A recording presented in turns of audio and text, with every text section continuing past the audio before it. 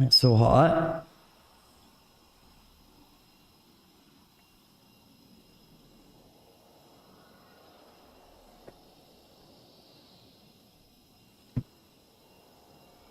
$100 in this hose, man.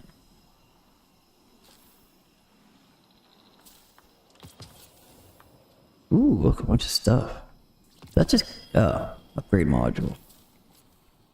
Alright, we done now? Keep going. We're gonna keep going.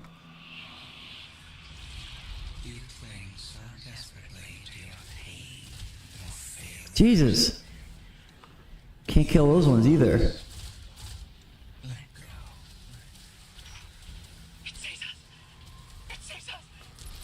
Oh! Oh! There are unfathomable powers coursing through your opponent. This is not a fight you can win.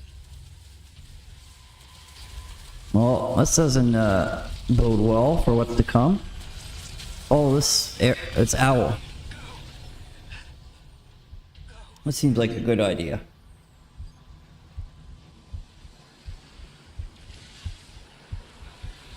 That seemed like the smart play.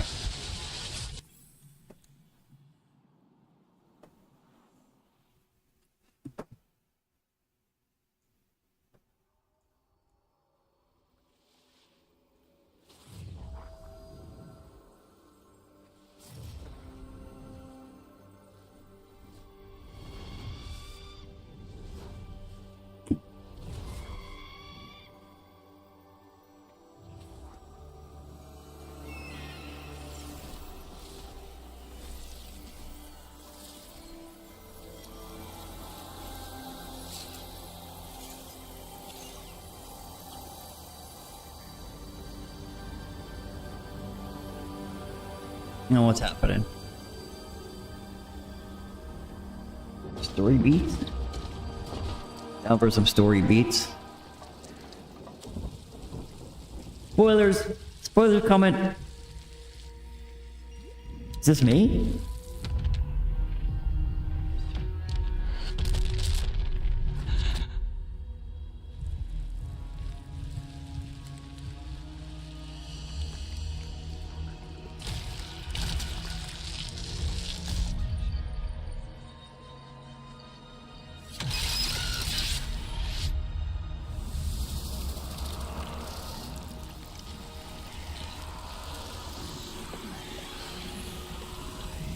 Is me.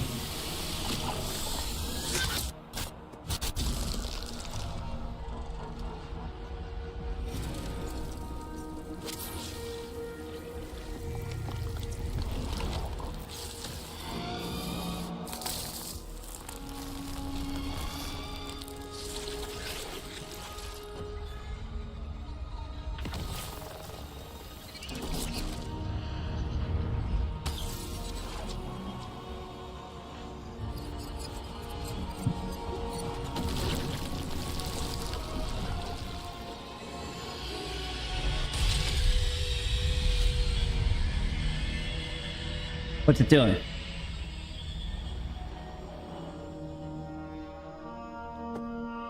What just happened?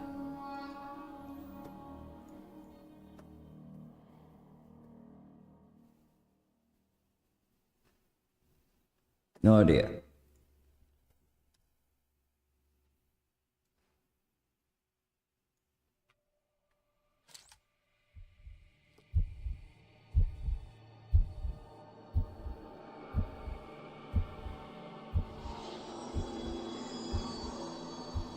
Are we alive?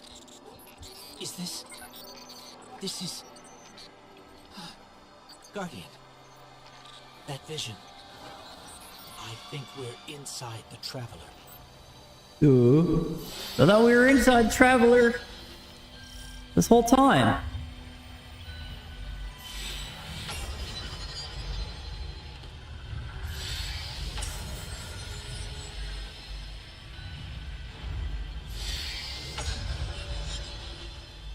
This is pretty though.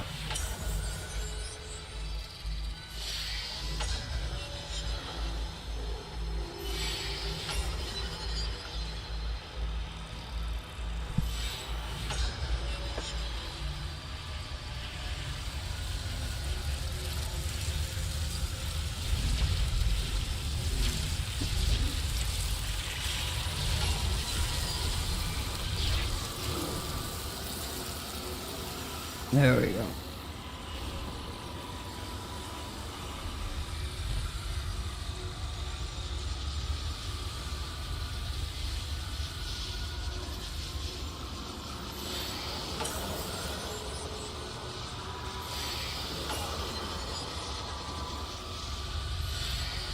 I like this though. This looks pretty. I'm down. If you got good like good scenery like this, I'm down for this.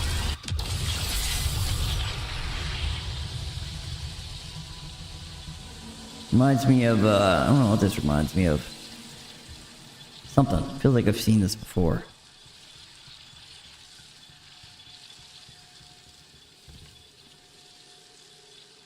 Whoop. Oh, I should have floated down. Watch it. Watch the scenery come alive. It would have been way cooler.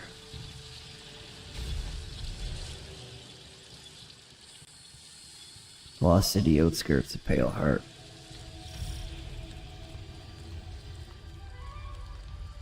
This looks nice. Explore. We've crossed the threshold. Wonder if there's like chests and This is stuff. it. We're really here. Damn.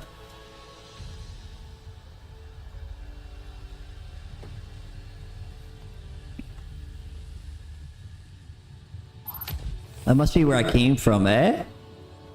Man, this is good looking. I love scenery like this in games, man. This makes you just want to explore. Makes you just love the game that much more, man, when you get stuff like this. Mara? I can't pick up anything. No comm signals from Seoul. Zavala, Ikora, do you read us? Nothing. We're alone.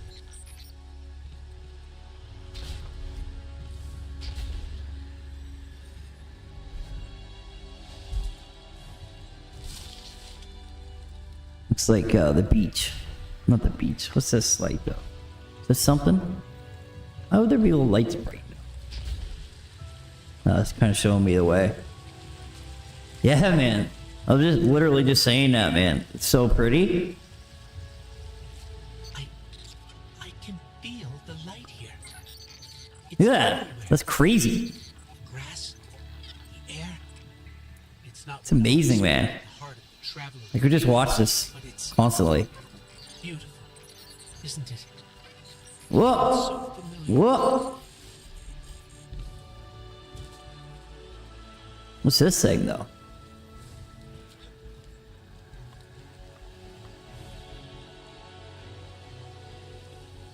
See, like open world games where you can like go these places. Let's see, when the graphics are that nice, it's even more impressive. I don't know if I came from this way. I don't think I did. No, I must not have following the owl. But that's what I love about. This is city art. That's my favorite thing about open world games. Is just like exploration. Now I was reading this. This is going to be far from open world. Servants of the witness. They must be remnants. It's going to be more linear. So you pretty much, which I don't mind. I'm not like a Destiny guy anyway, so I don't want to spend forever doing this content. I don't want to fall off the edge. Be alive.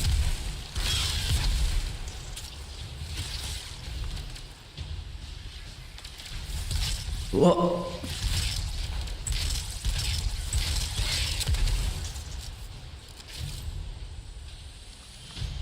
There's no like hidden doors. I don't think this type of game was like hidden stuff around.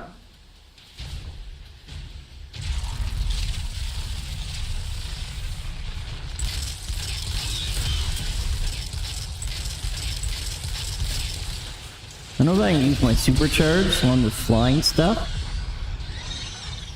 I don't know if there's any point. New objective, clear the obstacle.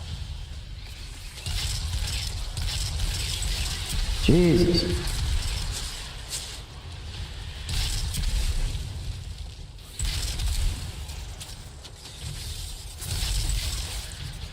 See, this I find this too easy, and heroic was way too hard. I wish it was like a medium ground. Like I could just pretty much walk up into these guys. What's the obstacle? What am I clearing? Just the bad guys?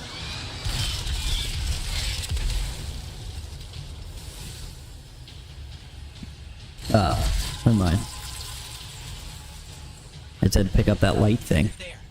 Light and dark are colliding nearby, forming a wellspring. We can use it. We can use it? Alright, you discovered a prismatic wellspring, which allows you to combine the powers of light and darkness together while standing in it. Press transcend. Did I transcend? Must have.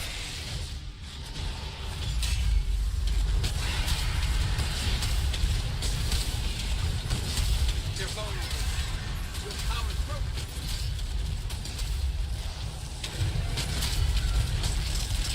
God.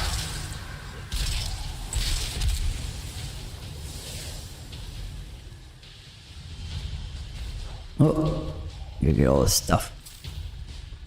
What was that? What is this? Why can't I pick that up?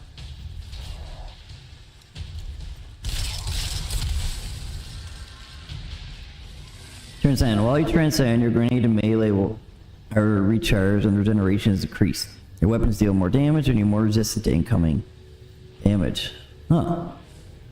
I probably didn't even need to use my super there. I know this street. I know that shop.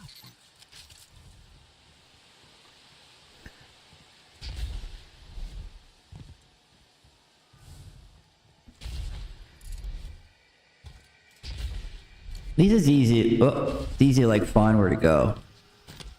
Except me, I'm an idiot. I can't even do the platforming. But it's not like I don't. This is not type. I like how it's linear. It's not. I want to be looking around. It's stupid. You know, going stupid places, then getting that turn back sign. I hate the turn back sign so much. But it is what it is. If I jump over there, will I get to turn back? No.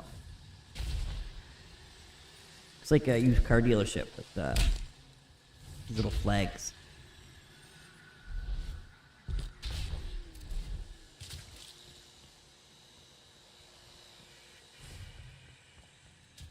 Am I able to do something here? Transcend? No? Oh no. Oh no. Oh my god.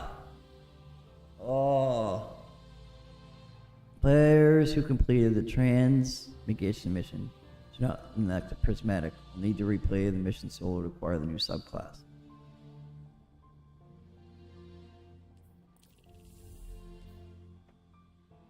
Yeah, it's Destiny 2. It's the final shape.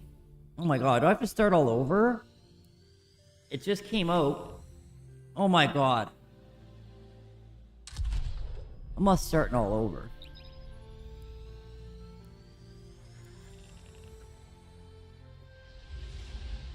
Yeah, it's the final expansion. So they did, I don't know if you remember back in the day when Destiny 1 came out, but they were like, we're going to do 10 years of content. And we're going to spend 500 million or something. I remember when that was big news in the media. Now this is year 10. Like this is it. The final, I don't know, expansion, I guess you call it. Final expansion. It's all over. So it's like we're fighting the Witness, which is like the tight, is like the end game. Oh. Which is like the end game of, oh my god, I can't even play now, man.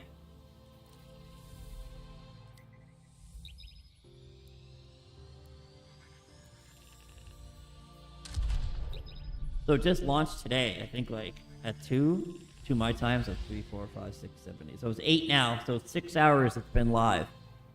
All over the world, it went live at the same time. And now this is happening.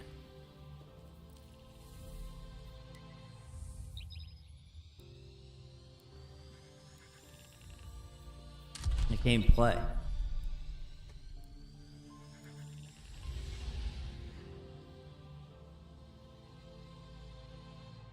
Super annoying. Oh, maybe it's loading? I think it's loading. Hey!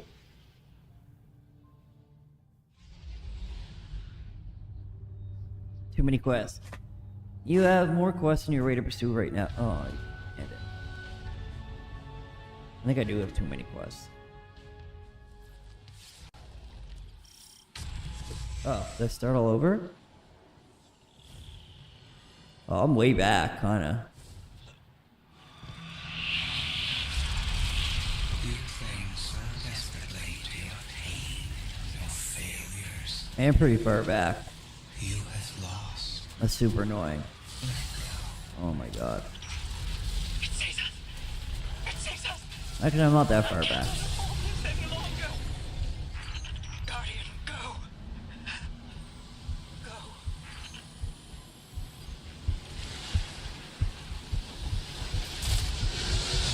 Alright.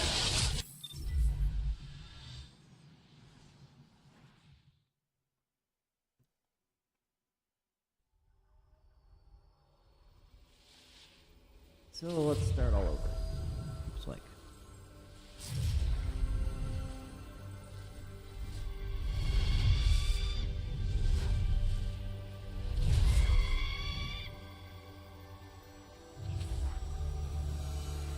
Pretty sure, yeah. Let's keep it moving.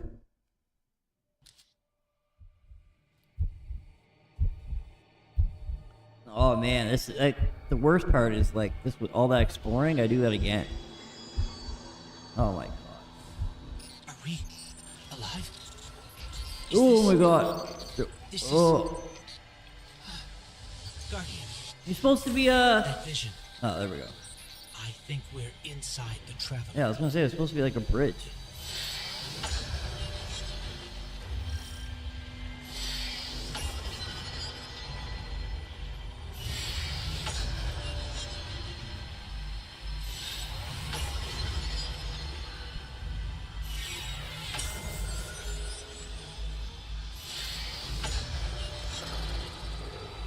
This is pretty too.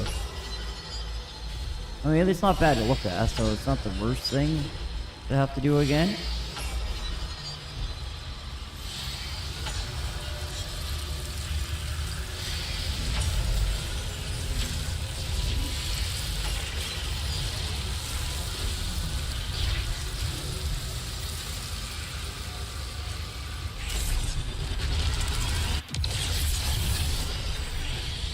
So if I had to do this, if this freezes on me again, I gotta do this again, it's gonna suck. That'll get super annoying.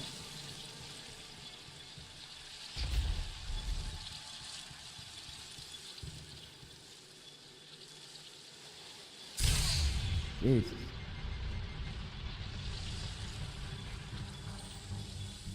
Looks like that movie, that's the one where they go in the woods. Annihilation. It was a very good description. I can guess why you didn't get that. Didn't guess it from my description. Where they go in the woods, but We're really here.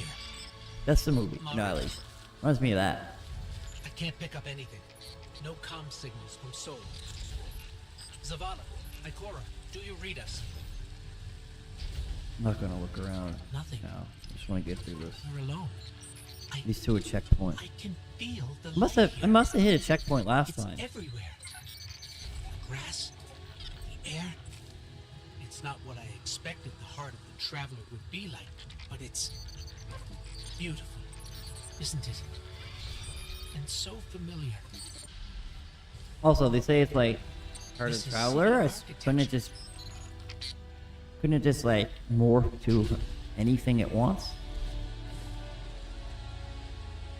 Maybe maybe it just looks like how you interpret the Traveler to be.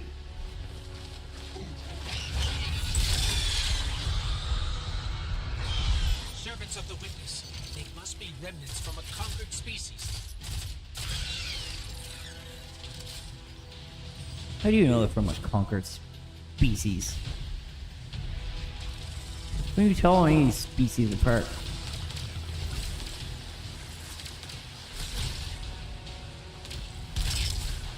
I'm gonna go over and get him.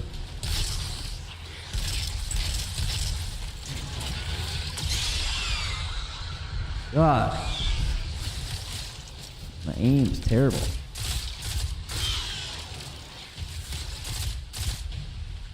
Where you going? Where you going? They drop, like, I don't know if they drop loot, does it just fall into the abyss and I never get the loot?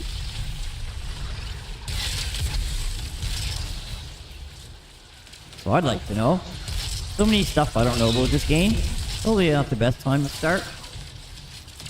The last expansion of 10 years. Probably gonna be a bit lost, to say the least.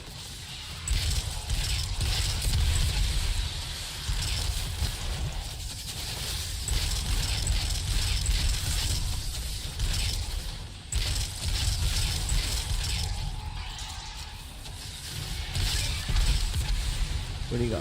Where'd he go?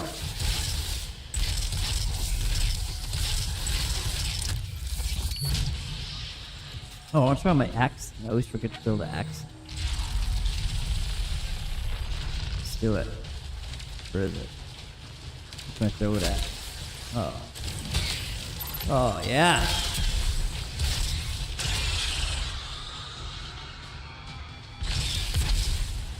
Oh, I must get, like, something special if I hit him with the axe. There. Light and dark are colliding nearby, forming a wellspring. We can use it.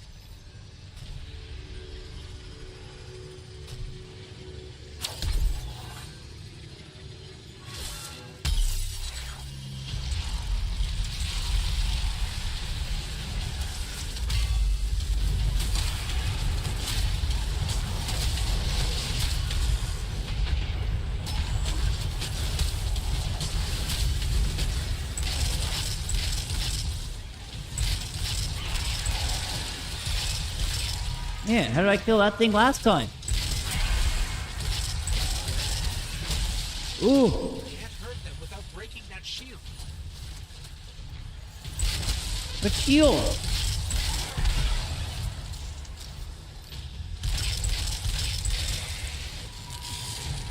What are they talking about?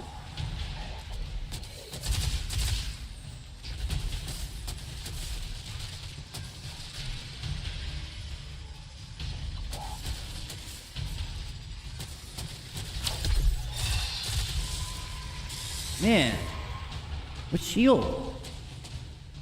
How did I beat him last time?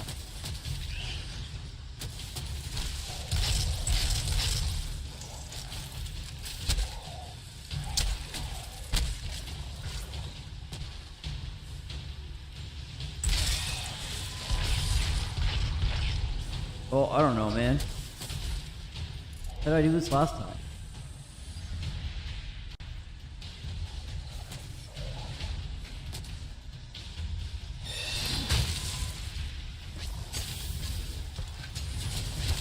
God.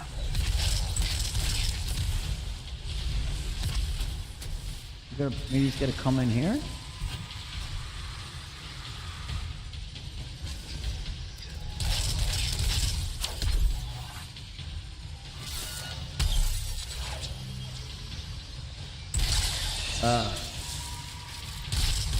I just transcend. Power tore right through their defenses. Yeah, thanks, man. Thanks for coming, man. I appreciate that loss. Super nice of you. Thank you so much. And have a good night, man. Sleep tight. Don't let the bed bugs bite. That's so whack to say.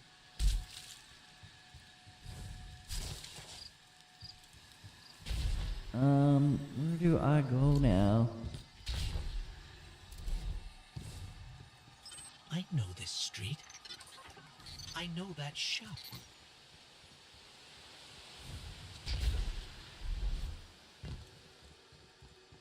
Yeah, okay, this is where we were last time. I think it froze right here.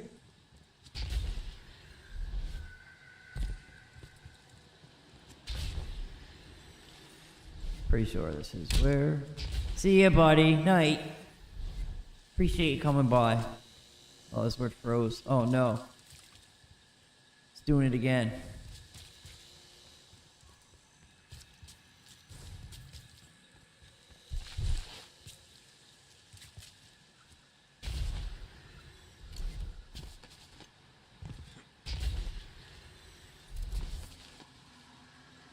Don't tell me it's gonna freeze.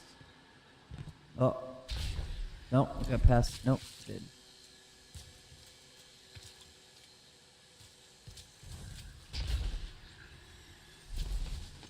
Aiden, what's for dinner? Hamburgers. Oh my god.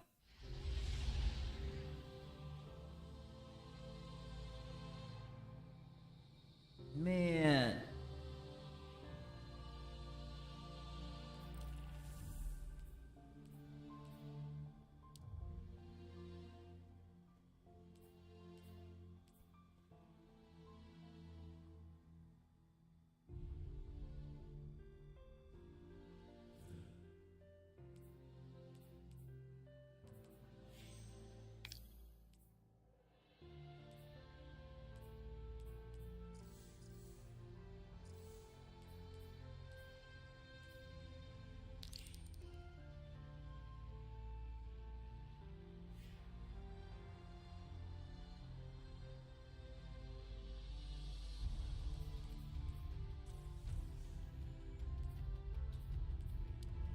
Alright, let's go to the tower.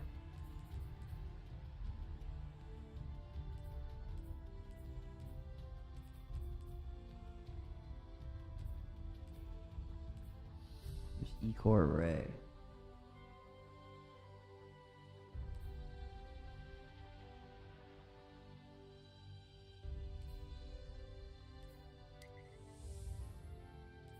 Since I can't friggin' do the main game.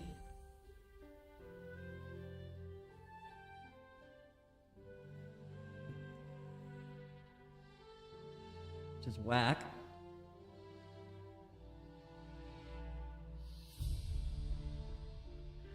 But, whatever.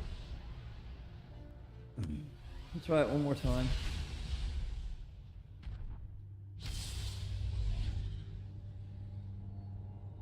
Dark Solar and Void class updates has been overhauled.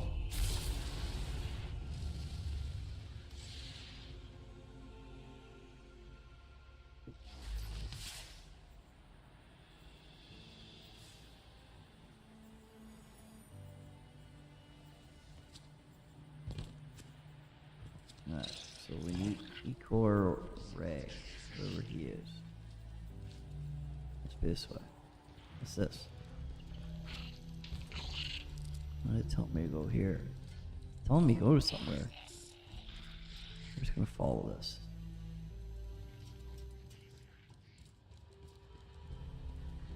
Oh man, I'm never gonna find my way back.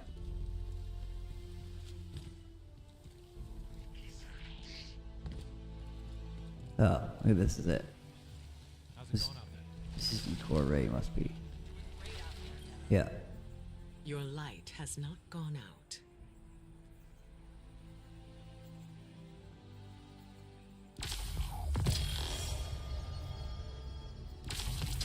Ooh, we got new Titan subclass.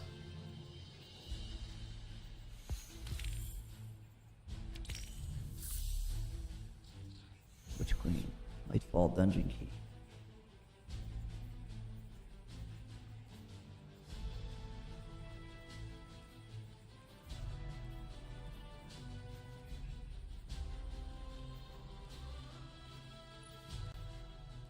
Abilities.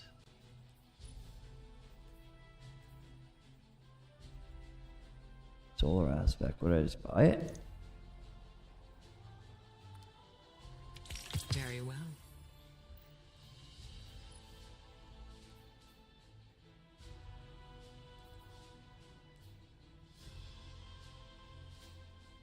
Oh, I gotta buy all these.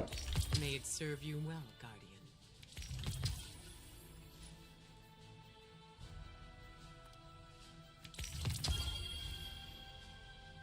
Burning Maul super ability. Class abilities. Yes, of course. May it serve you well. I'm just gonna buy all these then. Why wouldn't I? Oh, look at this. Healing grenade. May it serve you well, Guardian.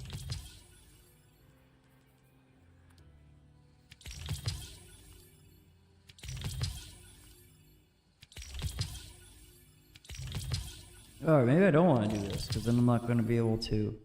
Oh my god.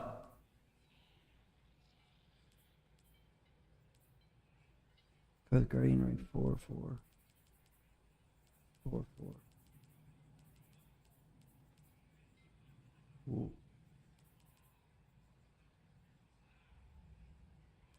I like the cures me. You're not going to buy those, they're expensive.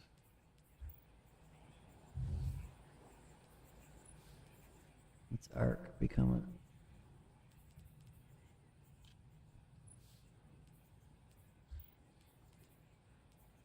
supers.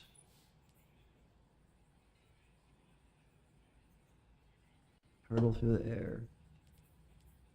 Let's get this. It's yours. And the grenades.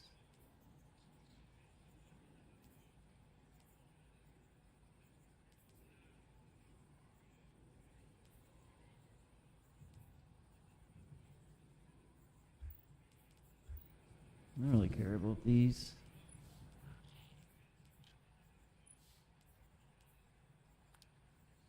I'm just gonna buy all the supers.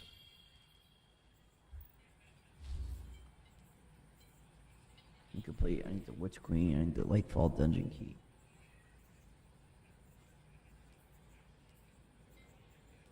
Speak with the Bazaar. Very well.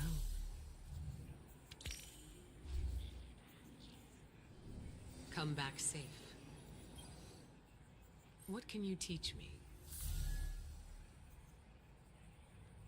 Alright, with the Solar subclass equipped, defeat targets affected by scores. Defeat targets and abilities cast or super.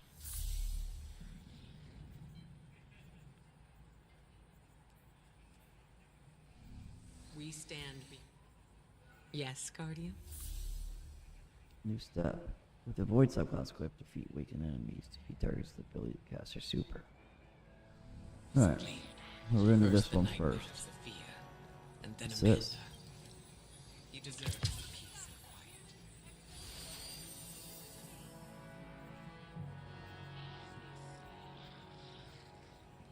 No, I don't know what all that was. I can spare a minute or two. You graduating tomorrow, buddy? Good for you, man. That's exciting. You have like a prom or anything like that?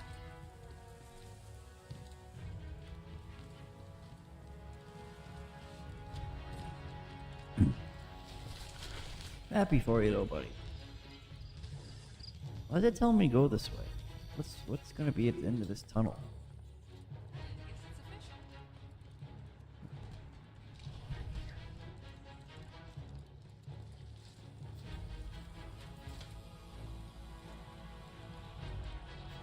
Uh-oh. Go down this way?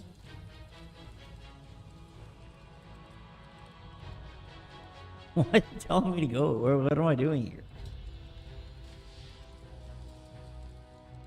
It's telling me to go to this guy? Everything depends on the Vanguard. Must be.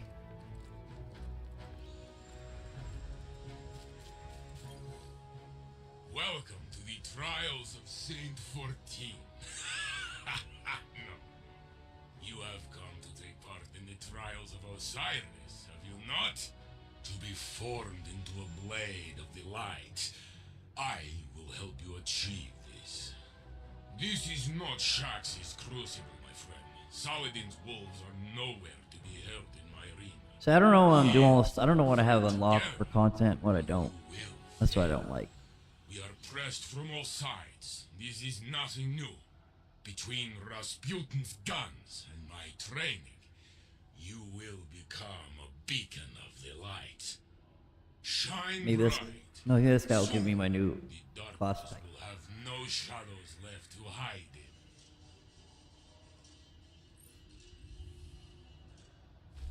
in. All right. Trials of Osiris. Complete the Trials of Osiris. No, it's just Trials of Osiris stuff. Ooh, get some new guns and stuff, though.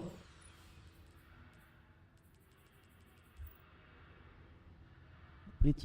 All right. I wish you well until we meet again. Well, now what?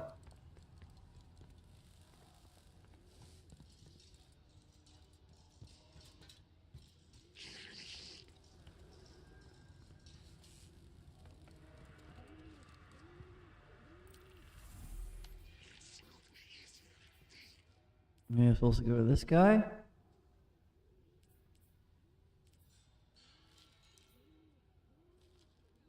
Complete the exotic mission 0 hour. Launch the mission from the legend subscreen. Guess we're gonna do 0 hour? I don't know. I honestly don't know what I'm doing. Oh, what? Only one.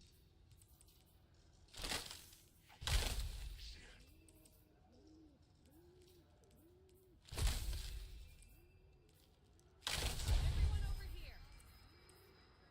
1900, 1900. Let's just put on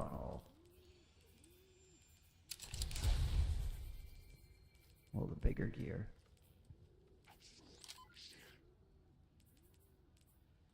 Like 1910. All right, so now we got all Makes sense. with some fresh gear on. Got a temper. I've seen it when he thinks he's private. What else can I do? I want to do this.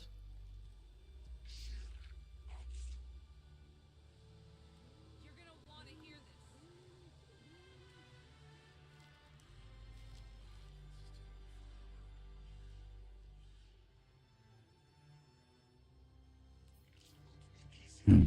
My sister told me there's some kind of shard from the Traveler out Some, alright, so with a void subclass, defeat weakened targets. How do I change my Sentinel void subclass? There we go.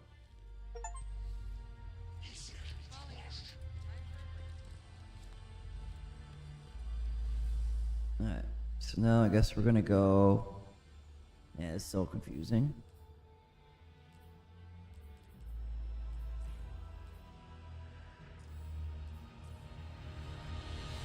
Man.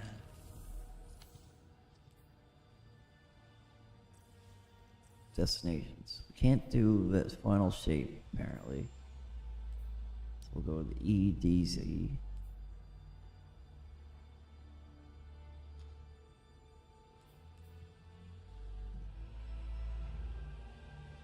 And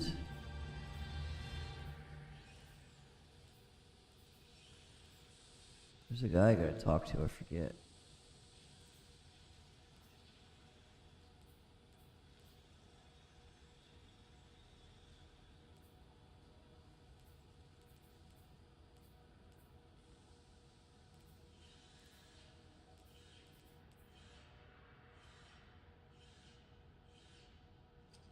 Is it down here?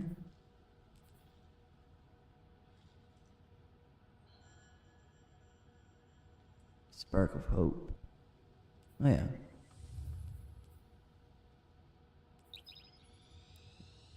Alright, let's go on this, see what happens.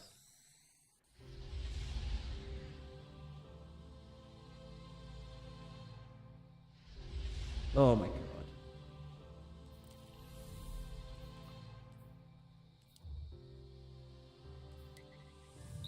It's so annoying. Can't even play. Oh my lord.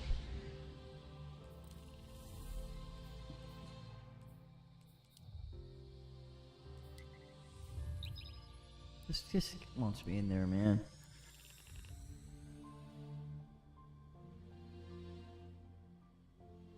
Like I'm in.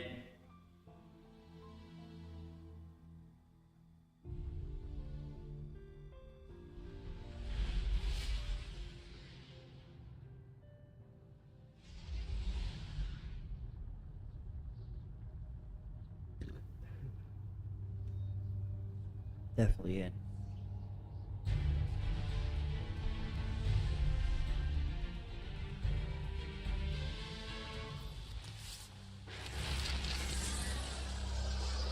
Give a Sparrow equipped to summon it, press into nav mode.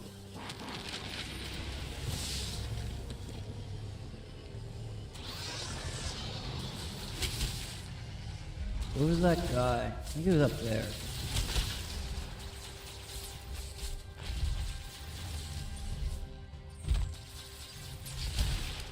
Go.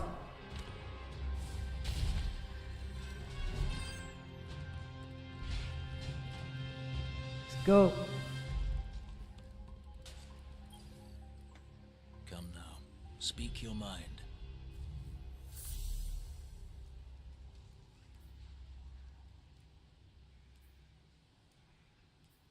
You want to buy any of that? Do I care about any of that? I don't think I do.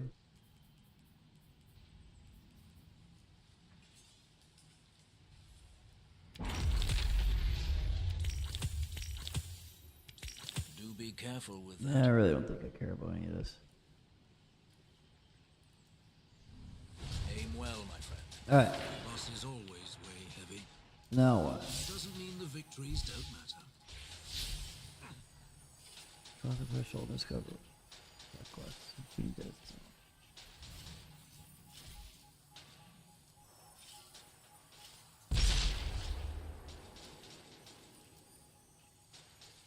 Tractor. Ready to get back Go behind Nexus. enemy lines? Man, There's a standing invitation for you at the house. Mark's offered to cook.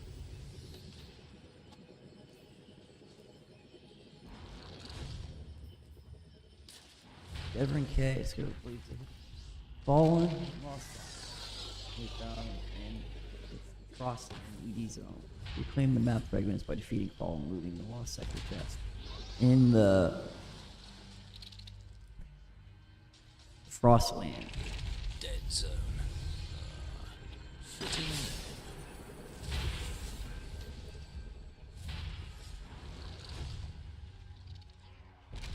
Is this where I am?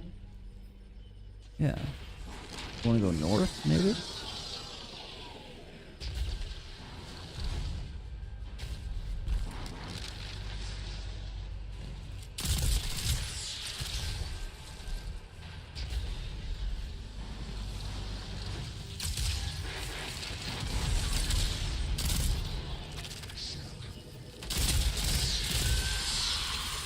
These chests. Oh my god.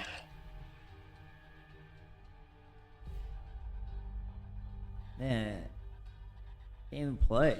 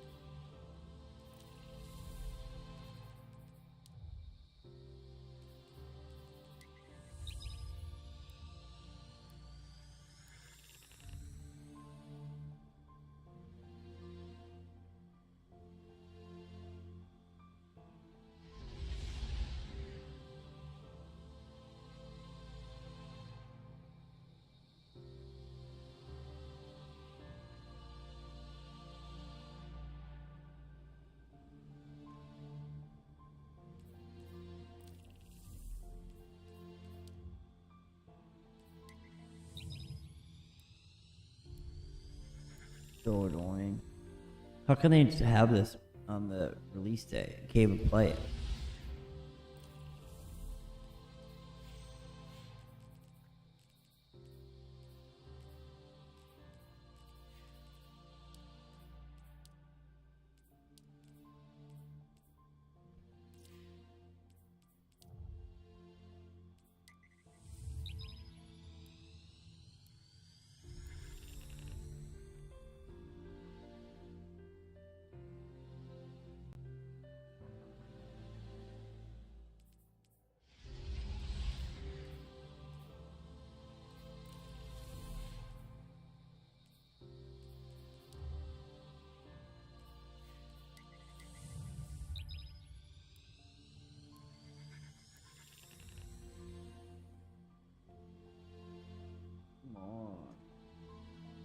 Come on.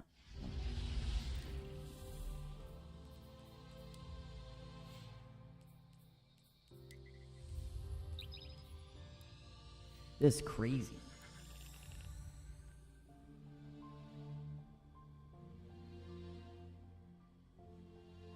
It's working. I think I'm loading in.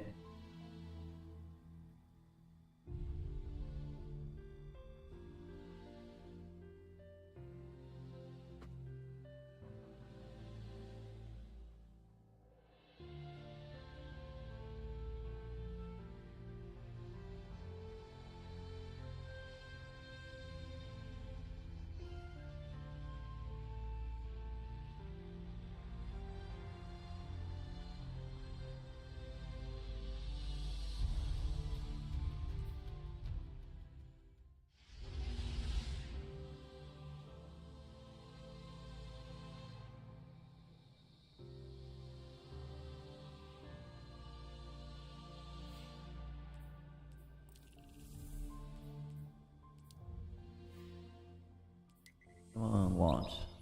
Let me in.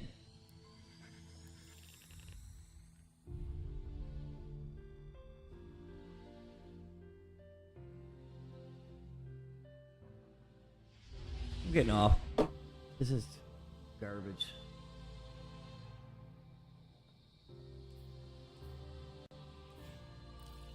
I'm just giving up.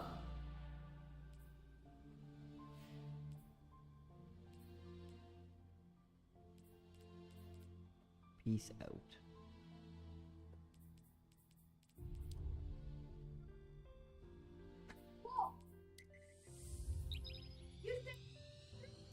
I wasn't going to, but what? Playing Devils? I can't play anyway. This is not working.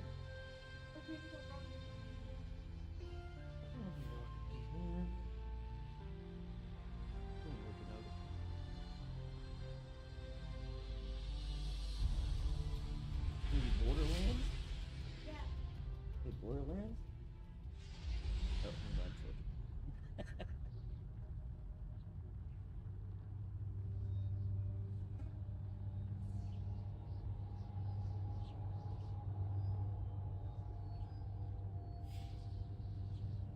What? Oh, it does. It keeps. Destiny keeps kicking me out. So like, every time I start, it'll lag me out.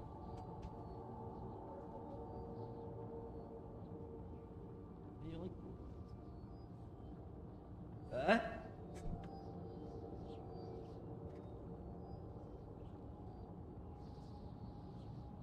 Oh, soccer. Who won? Hey, you gotta go get some shit. Oh, I don't want to. I'm just gonna keep trying this.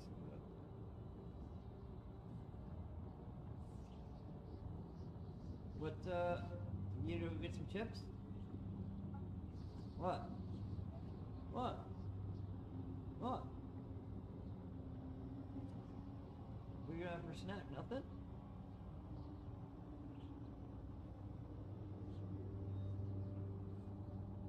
Get a shower, don't forget.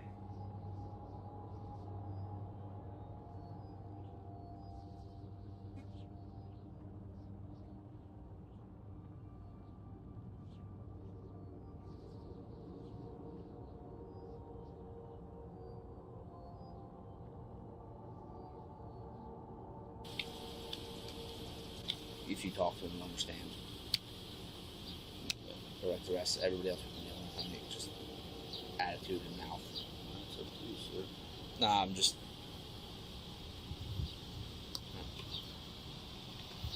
I just want to make sure we're on the same thing.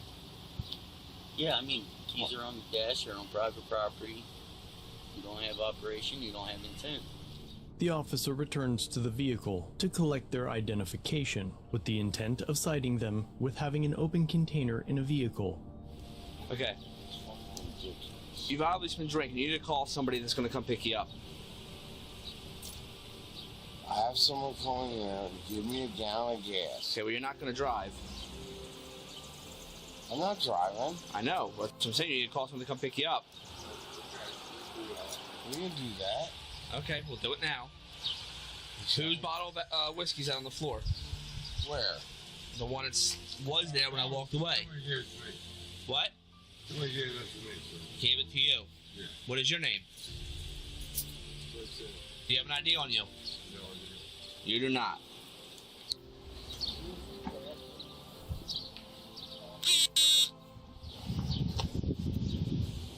Well, could you keep the keys out of the ignition, or I will arrest you for DWI. Do you understand me? Yes, sir. You with this bottle, you have. Okay. Who does it belong to? Somebody gave it to me. One you have. No. What is your name? Okay. Well, I'm going to be giving you both a ticket for open container and motor vehicle. Really? Yep. You guys want to play this game? And get attitude? We'll play this game. Stay there. The officer returns a few moments later with their citations, but then the encounter goes haywire. All right, Mr. Drummond. Yes, sir. You both issued summonses Yes. for open containers and motor vehicle. One of them. Okay. Johnny Walker. It's fine. Okay. Do you have someone that's going to come pick you up and move your vehicle? We can't move the Okay. vehicle until we get gas. But you have some. You have some that is sober that is on their way. Is what I'm asking. Yes, sir. I'm serving you. But that's not fine. Okay. Okay. All right. If you drive, Car will not start. Okay, That's listen. why we're sitting here. listen to me. Okay. This is why this went this way in the first place. Okay. Because the other officer explained to you, we got called here for a suspicious vehicle, so therefore we're going to investigate it. Okay. If you want to go somewhere to fucking do your job, we can help you. You should have asked us for help. But no, you can ruin your fucking outfit like shit. I'm an underwater certified welder, Navy SEAL. You look at that. Yeah, I'm sure. I'm so fucking pissed off. You suck. You open, give me some gas so I can get the out of here. These motherfuckers, they're wasting their energy and resources on Listen. us. In a minute, you're gonna be disorderly conduct. I'm gonna take care of that vehicle. You're gonna be arrested. Okay. That boy, So, do you understand? I will. Okay, sir. Officer Greer leaves the scene after the citations are issued, but is called back by the other officers as it continues to escalate after his departure. What? You escort me. Why drive? You escort me out of town. I don't think you need to be driving either, honestly. Do you have a cell phone you can call somebody? I call myself. Can you please do that? That's best. Call me a minute. That's fine. You can sit there until they get here, okay? He's hobby. And he is. Okay.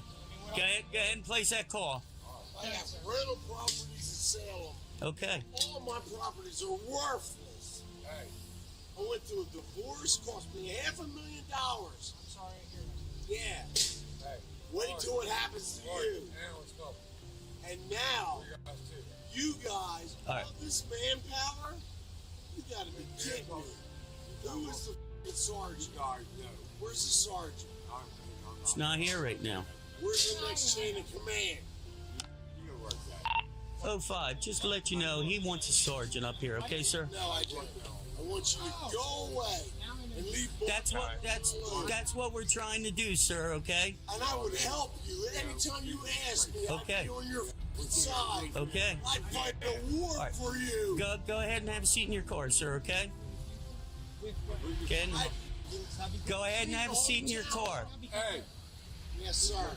Because of right now, because of the way it feels, I don't think it's a good time. You come back here, I'm locking you up. That's the end of story. Okay? Go have a seat in your car, sir. Let's go, Al.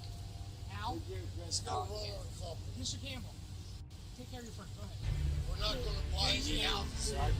Thank you. I'm not suggesting you drive. You have no license. We have the dock to run it all. Yeah. Call your son.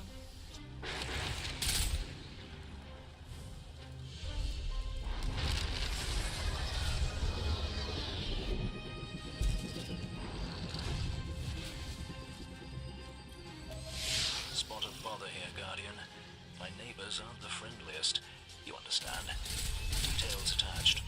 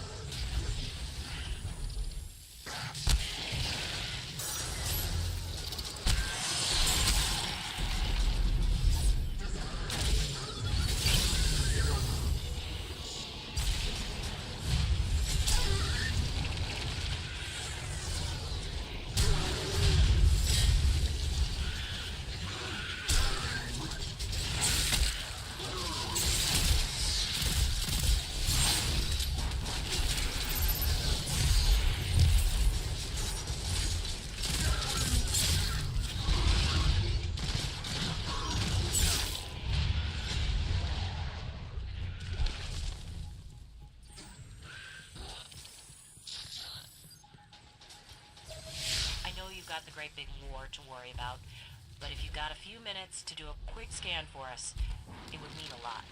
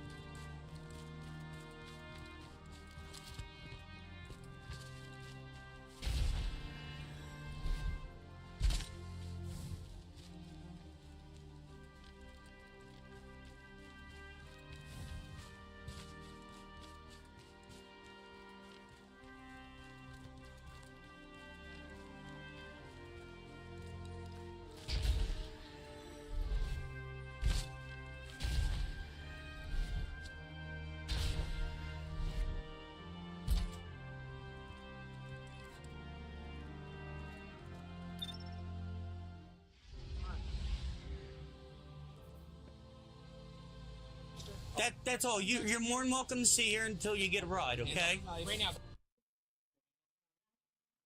The belligerent man got into his vehicle and moved it to the air pumps, giving the officers what they needed to arrest him for DUI. There it is.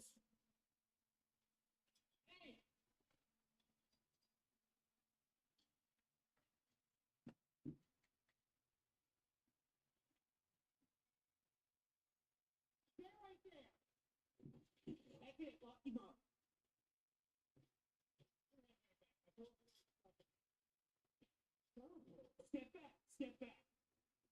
Do you want to feel pain, sir? I told you to not do that. No, you were to sit there just like you were instructed to. Now under arrest, the man changes his tune. Yeah. That sucks anyway.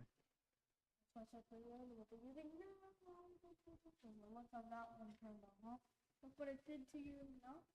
Are you gonna find out? Stream. Well, Jimmy's in the morning. Oh yeah, alright.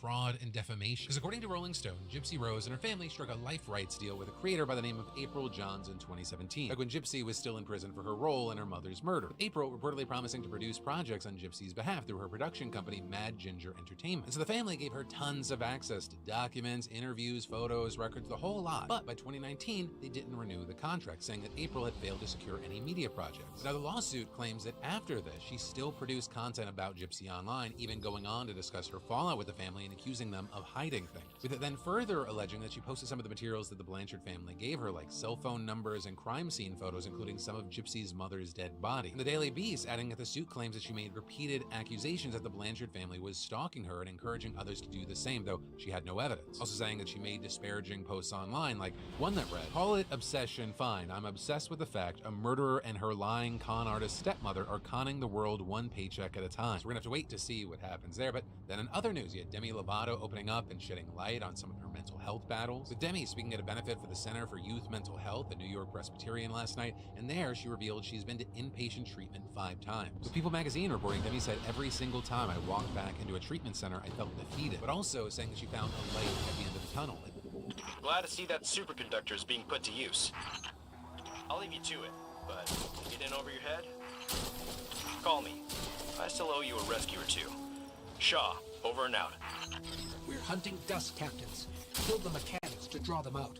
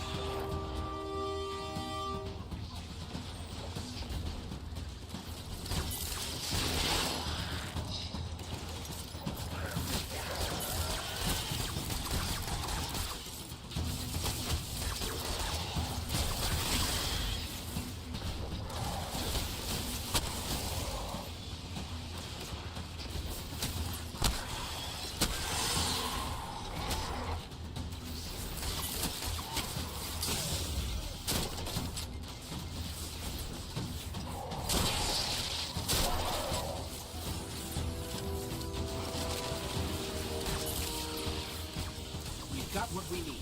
Let's move.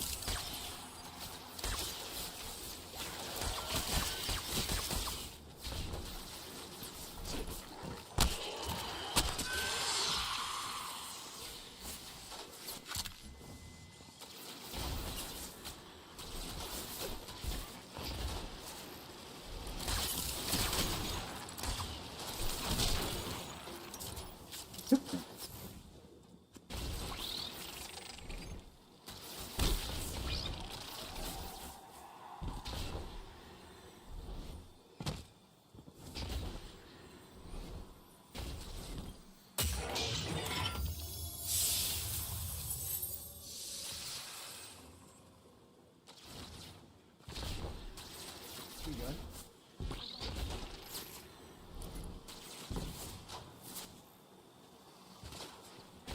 Yeah. Get in the shower.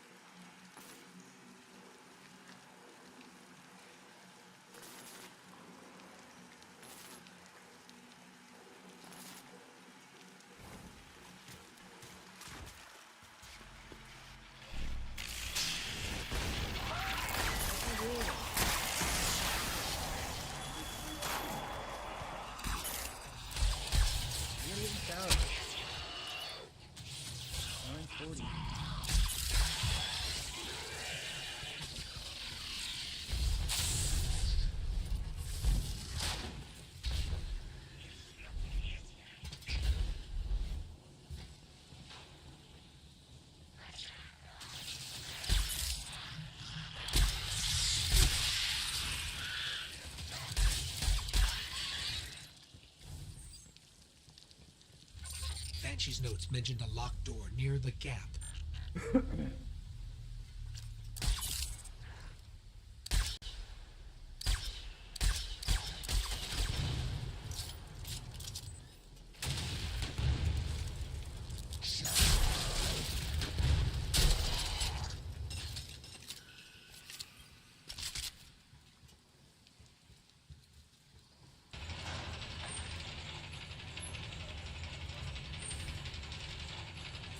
The only other note is chasm.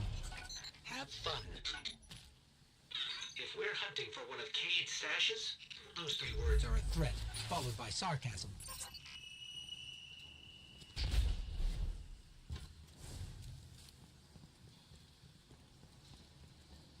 Watch your angles. The fall will probably kill you.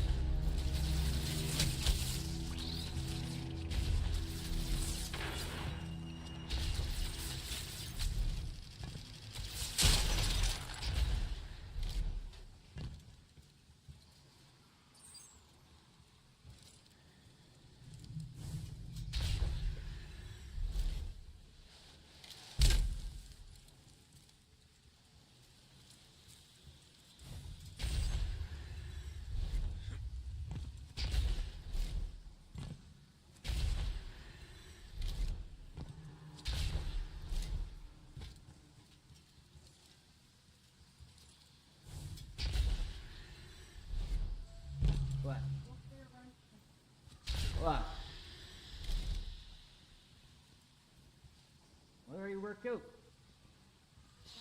It already worked out. Do your mom. Oh, hey. Yeah. No. What? Cade would have liked you. You have his no explorer softball spirit, over there. and you're not afraid to take risks. Careful now. There's no softball. Yeah. Yeah.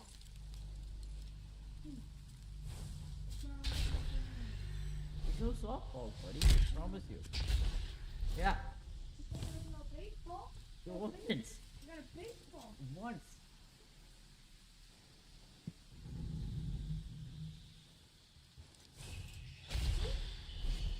There's no softball. What do you call a baseball? Yeah, that's harder. They're gonna lose baseballs. They're not gonna lose softballs. Yeah. That's wrestling. Yeah. Oh. What? Baseball. Yeah. Easy to lose. And you see? Used. Oh, I'll be for you.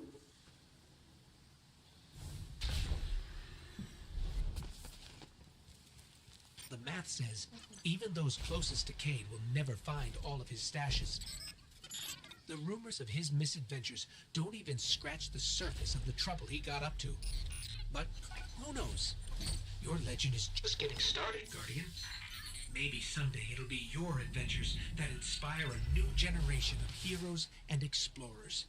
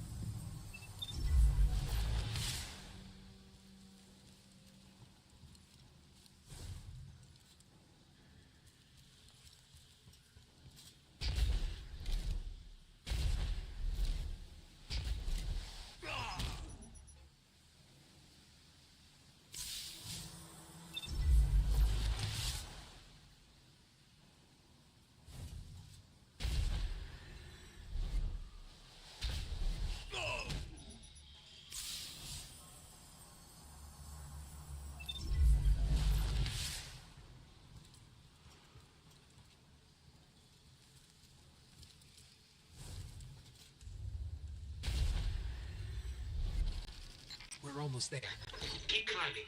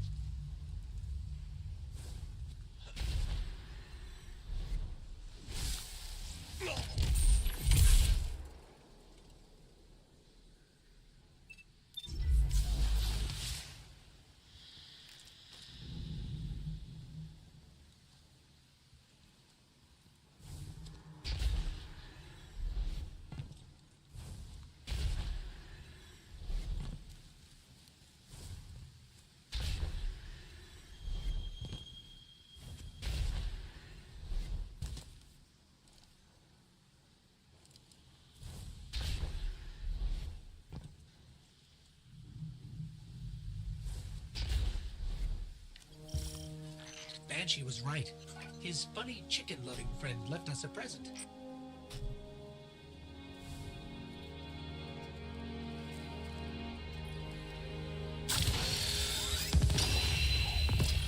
Your arsenal keeps growing, Guardian. The technology in your hands hasn't been seen in hundreds of years. Which is to say, watch where you point that thing.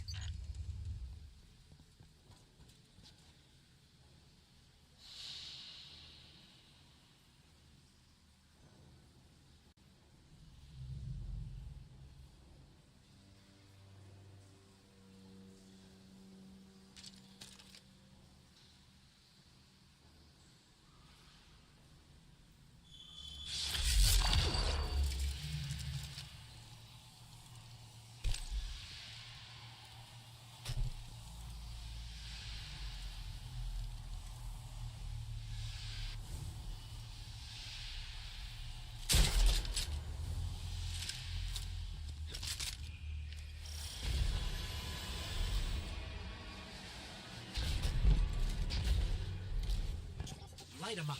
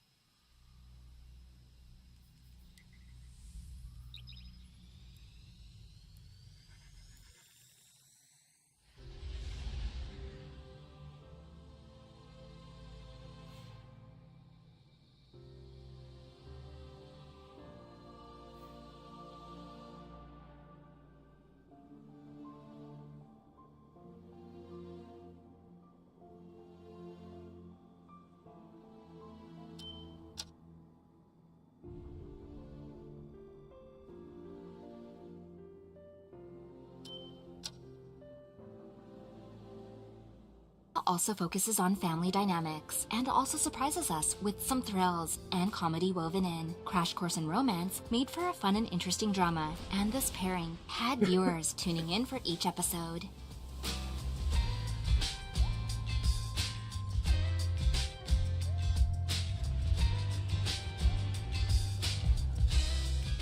Number 12, Mr. Queen.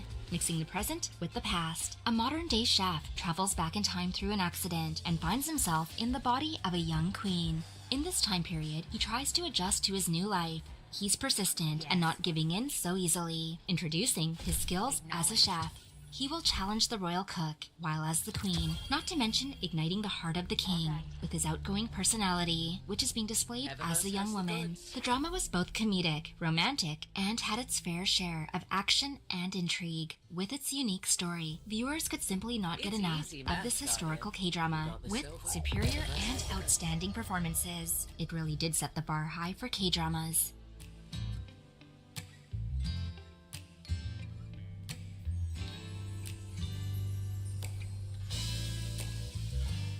Number 11, Extraordinary Attorney Woo. A vibrant 27-year-old on the autism spectrum brought charm and delight to K-drama fans by displaying her resilience as a kind and determined lawyer who, despite being different, proved many of her peers wrong. Her devotion to delivering the law firmly and justly was evident of her score, as she was the top of her class from Seoul National University. She also shared her cheerful whale stories and seemed to enjoy telling everybody about them. Park Eun-bin and Kang Tae-oh made an adorable OTP. The lead actress went on to win an award for this role, and the drama is now a memorable fan favorite, which sees the day in ratings during its airing.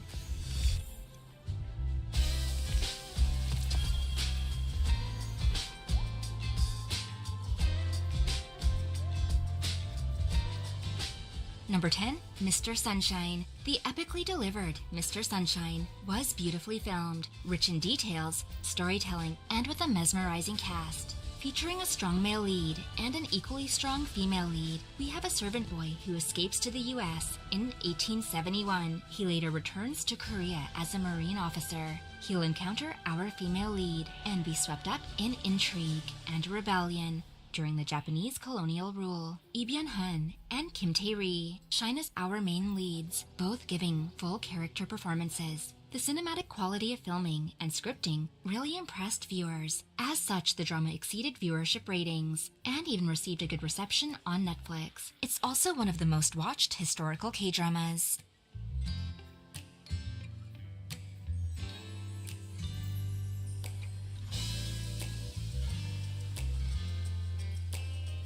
Number 9, Dr. Cha. Dr. Cha delivered a fresh take on the romance genre, where our female lead will realize that she can count on herself, and may not always need a knight in shining armor to save the day. Still, she forms a strong alliance with our second male lead, who seems to swoop in and become our first male lead, as her husband is cheating on her. Our female lead also suffers physically, and is in need of emergency surgery. Dr. Cha inspired many viewers, and the entertaining concept of her second chance at life grabbed the attention of drama fans worldwide, pushing this K-drama into very high ratings. Jun-hwa and Kim Byung-chul face off and gave viewers unforgettable performances.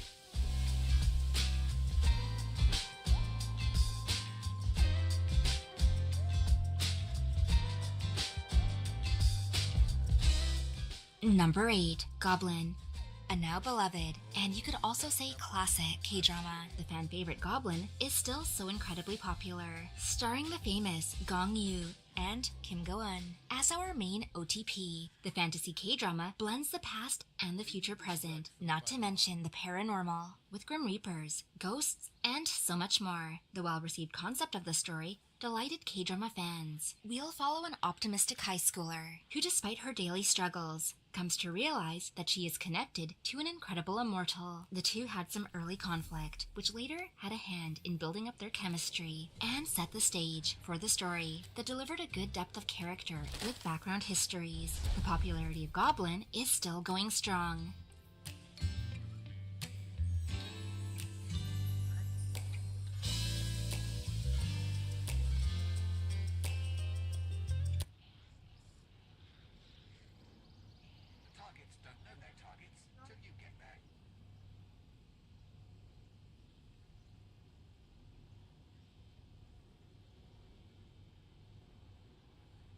This is not the Crucible, but not every place can be perfect.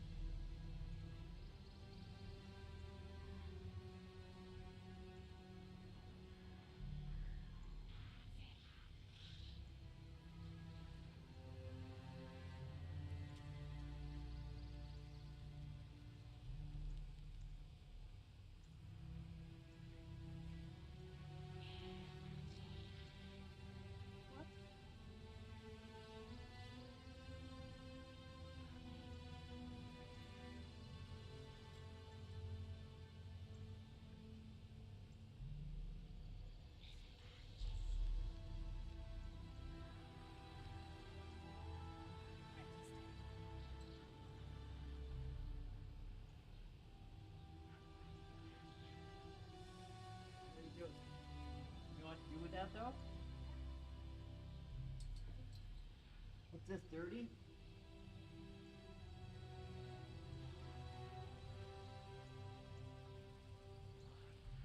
Try to keep up on cutting your nails, buddy.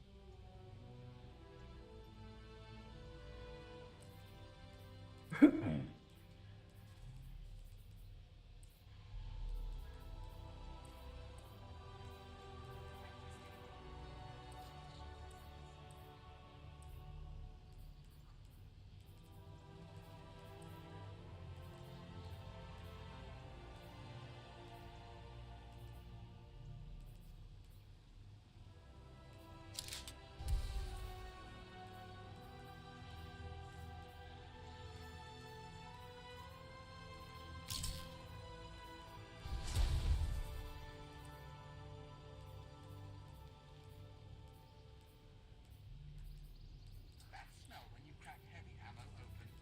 Sublime.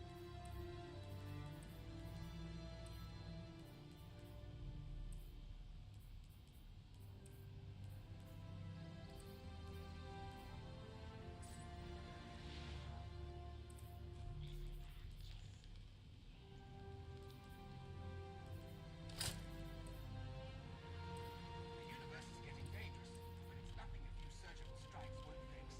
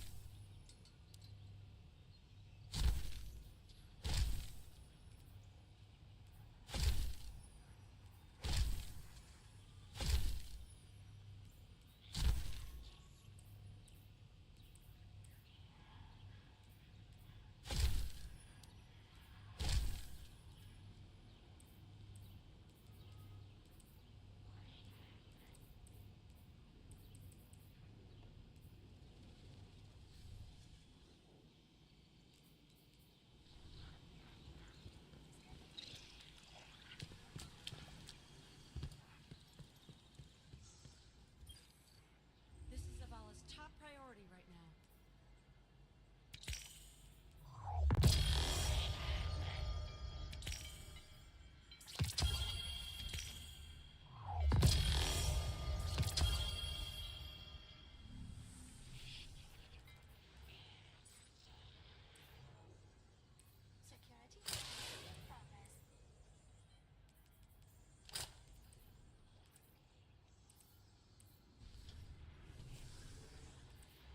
We're the Traveler.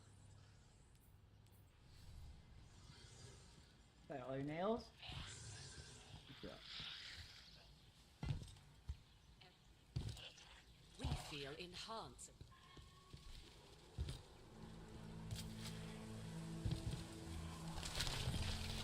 Even departed sparks, like Cade's, still leave a trace in this luminous web we call the light.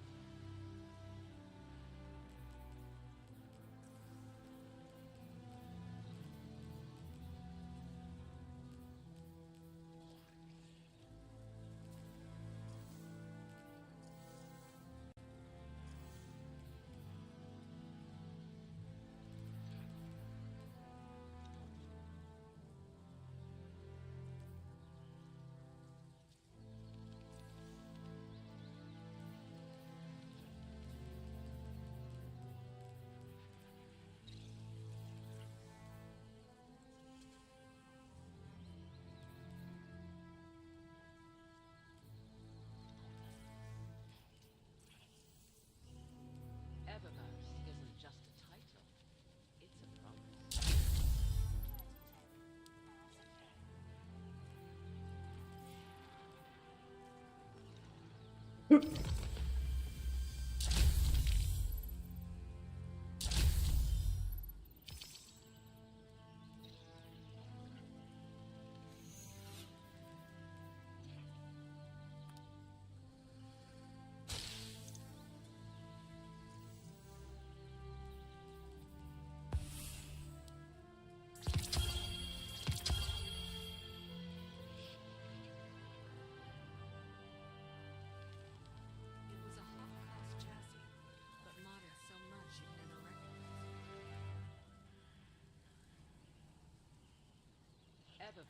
isn't just a title, it's a promise.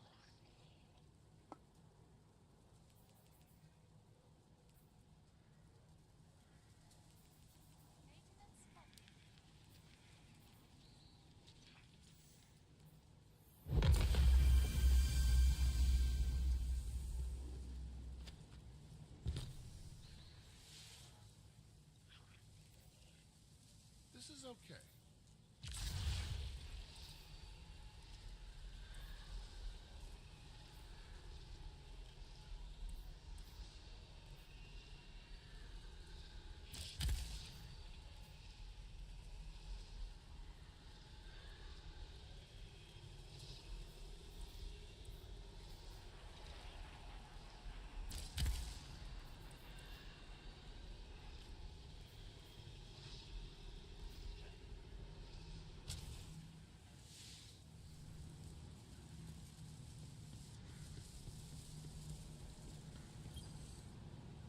Greetings.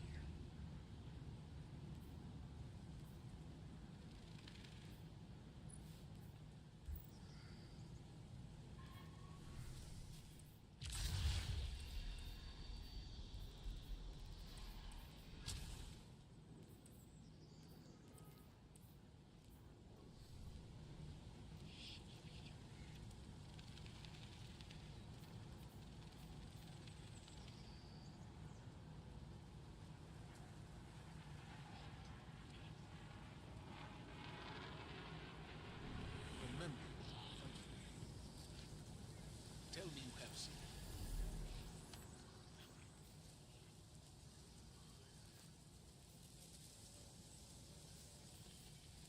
What's the latest report on Savathun's brood?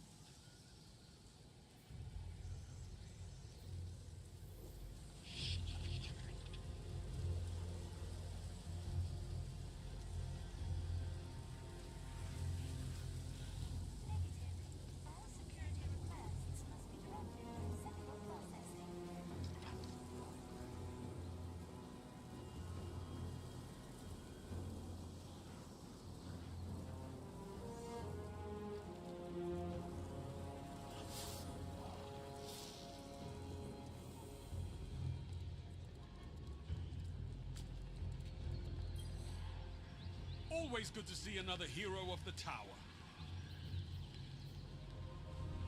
Titan, you have to lead by example.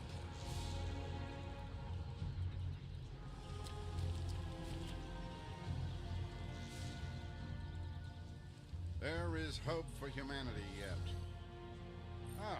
Shall we begin then?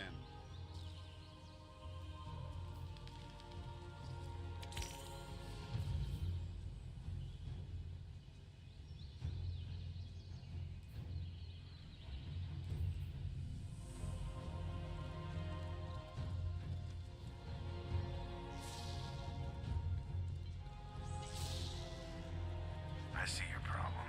Not enough stuff. Let's get you back out there.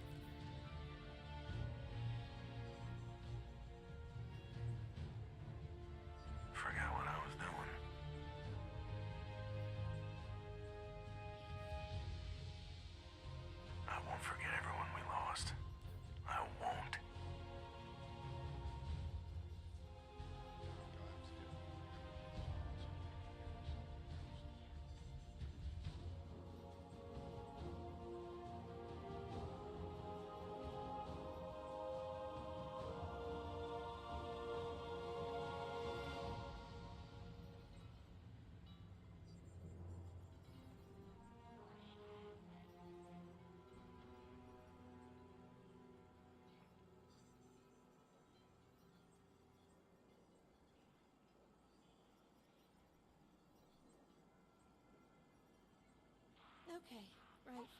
Yep. All clear. Stock's always changing. Don't take too long.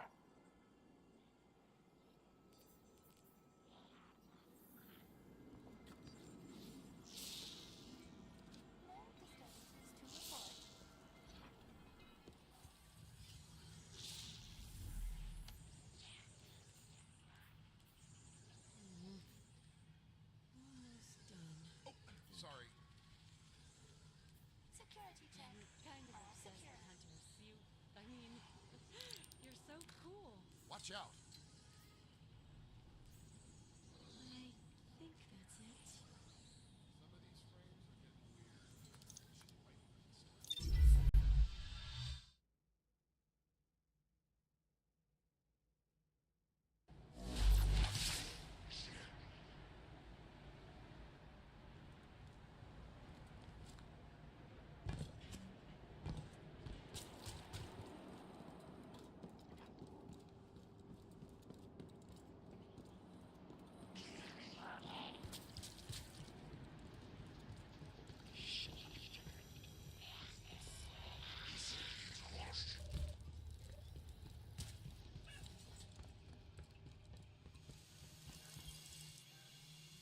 Proceed.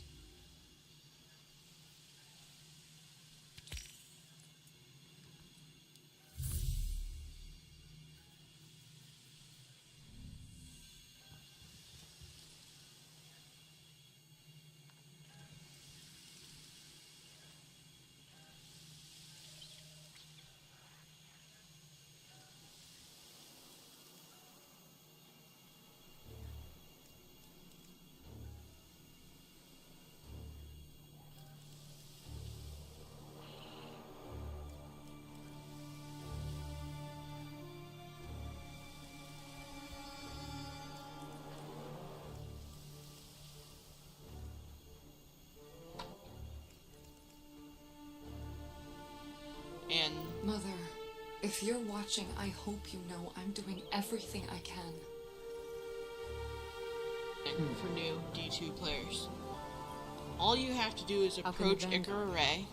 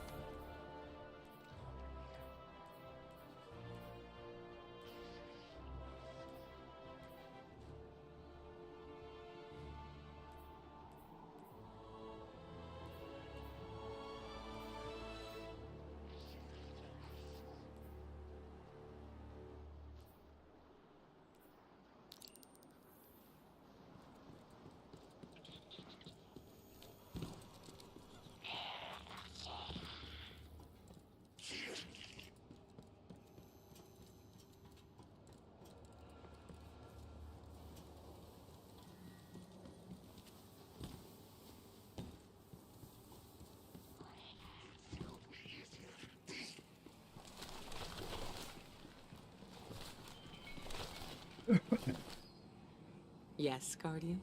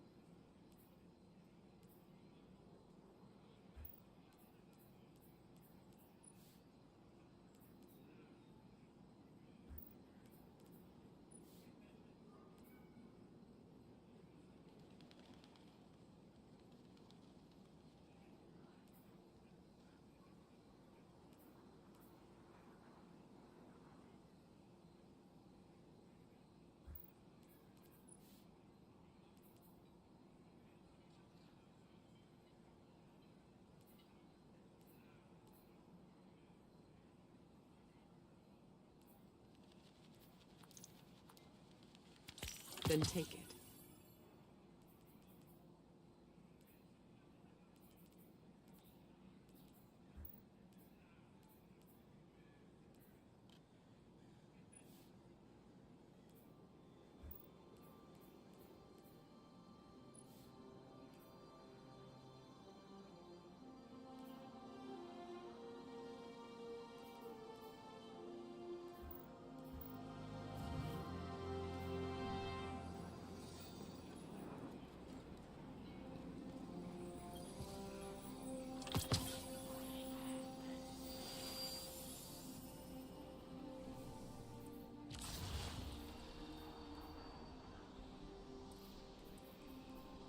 Good to see you.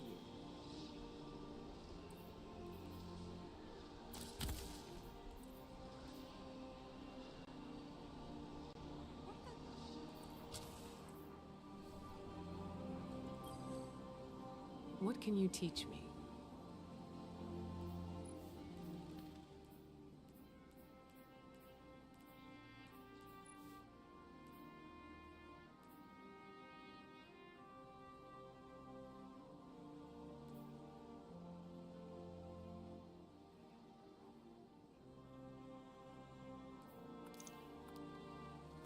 Then take it.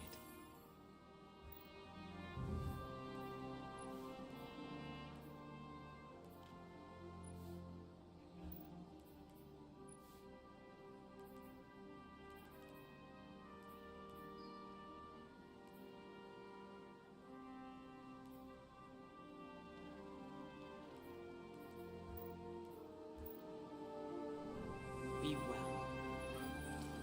Do you have knowledge to share?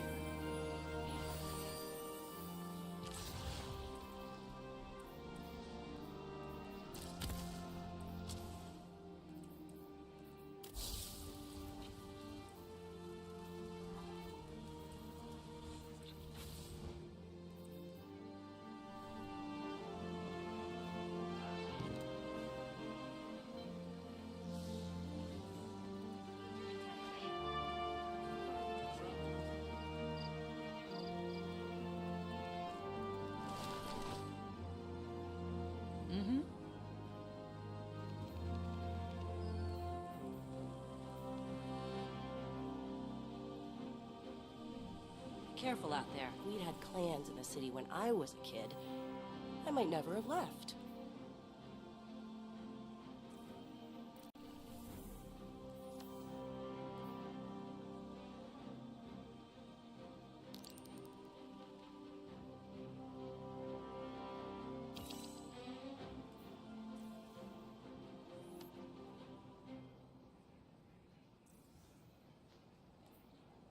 Did you want to talk to me?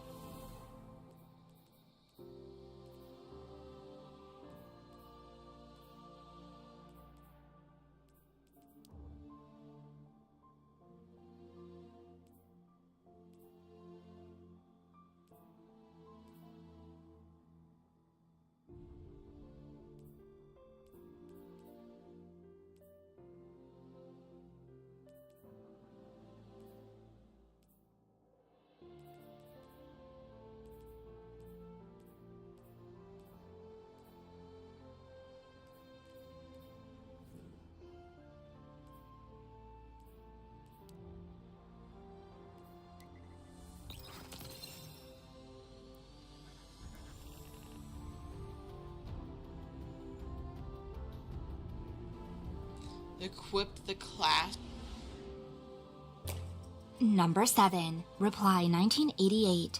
The 2015 released addition to the famous Reply series has our story set in 1988, where 5 childhood friends grow up together in this family comedy. With that wonderful slice of life, we'll follow their multiple storylines, from school to home and hobbies. The Reply series has always been very successful in their various dramas, such as Reply 1997 and Reply 1994, written with wit and candor. This series continues to charm audiences, capturing the familiar and nostalgic essence of the time periods. 1988 resonated with viewers and drama fans as they followed our strong cast of characters through life's ups and downs. Romance, inspiration, and some popular stars drew in drama fans in this youth drama, which also has its fair share of romance.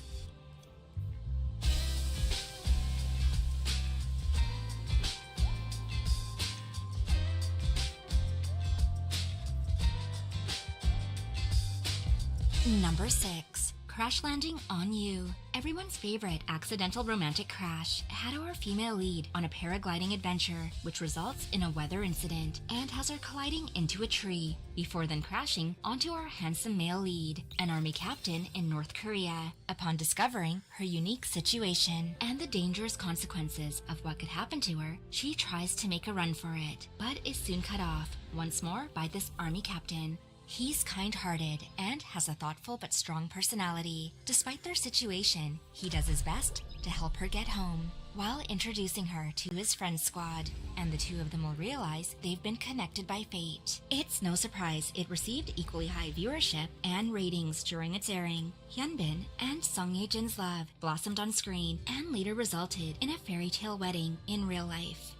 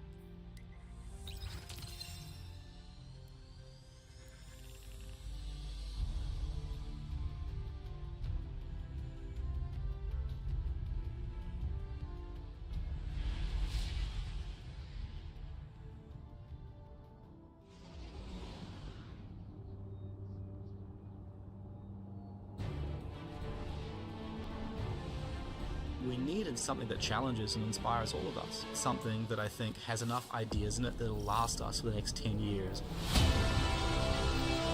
Definitely.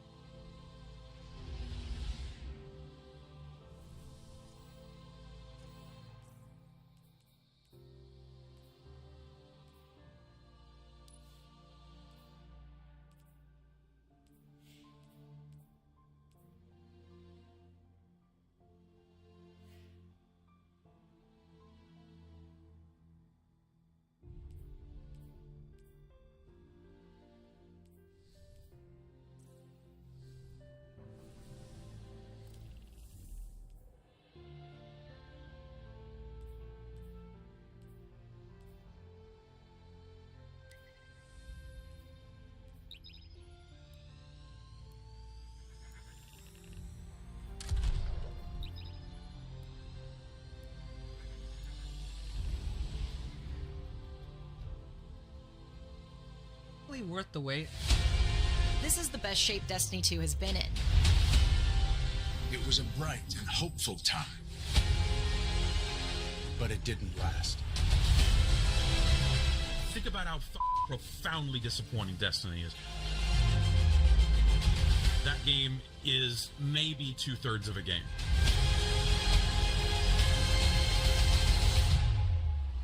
The release of Destiny's Final Shape expansion will mark the end of the franchise's Light and Darkness saga, as well as capping off a decade of Destiny. The game's 10-year plan is often something touted by both its developers and its players as Destiny's ultimate goal. However, what those 10 years look like now is drastically different from what developer Bungie first envisioned. Let's take a look at the original design of the franchise and document how that plan quickly unraveled.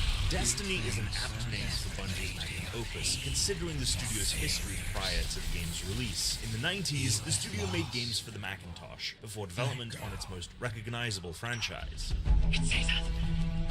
Bungie would then spend the next decade developing games exclusively for the Xbox in the Halo franchise. Those titles were some of the biggest releases to hit store shelves, back when there were stores that had shelves. But Halo didn't belong to Bungie. It was Microsoft's IP to play with. In the late 2000s, Bungie split off from Microsoft and became independent, and the studio began development on a new IP, Project Tiger, a reference to the Tiger engine, the engine that Halo was built with. To walk away from Halo at the height of its popularity was obviously a massive risk for the studio, but for Bungie, it was time for it to take its destiny into its own hands. The studio began looking for a publishing partner, talking to both Microsoft and Sony, but deals with both companies would have led to Bungie handing over rights to the IP, which for the studio was not something it was willing to do. This deal breaker led Bungie to make a deal with Activision, which agreed to the developers' terms. It was in this deal that Destiny's 10-year plan first took shape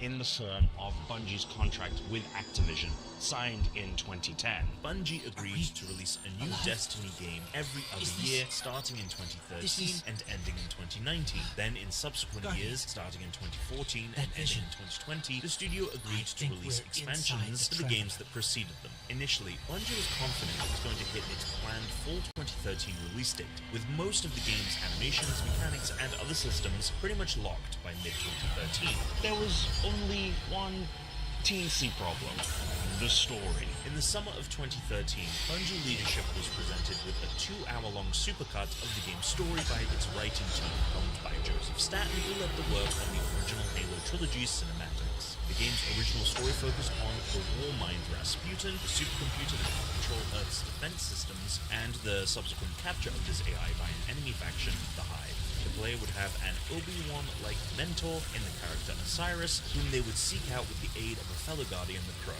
This presentation did not go over well. Deemed too dense and linear for the flexible and open design of the game, months before its intended launch, while the lore was kept relatively intact, the plot beats of Stan and his team's story were almost entirely scrapped. As you can imagine, this did not sit well with Stan, and the writer left Bungie shortly after, going over to Microsoft to help lead Xbox Game Studios. Over the course of the next year, leadership retooled what had already been made and plugged it into a looser narrative that turns the game into a Frankenstein's monster-esque title. Destiny was, as one anonymous developer at Bungie put it, a game written without writers, and boy, did it show in the final product that released in September 2014.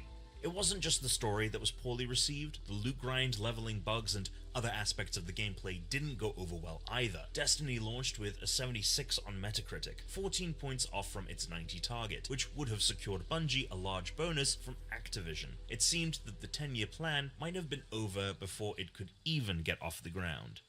There was a ray of hope in the game's early days, the Vault of Glass, Destiny's first raid launched a couple of weeks after the game's release. It was an intricate dungeon crawl with multiple puzzles and stages that was tackled by a team of 6 and required precise communication to complete. The Vault of Glass is still beloved by the community to this day, and its quality showed the promise of what Destiny could be.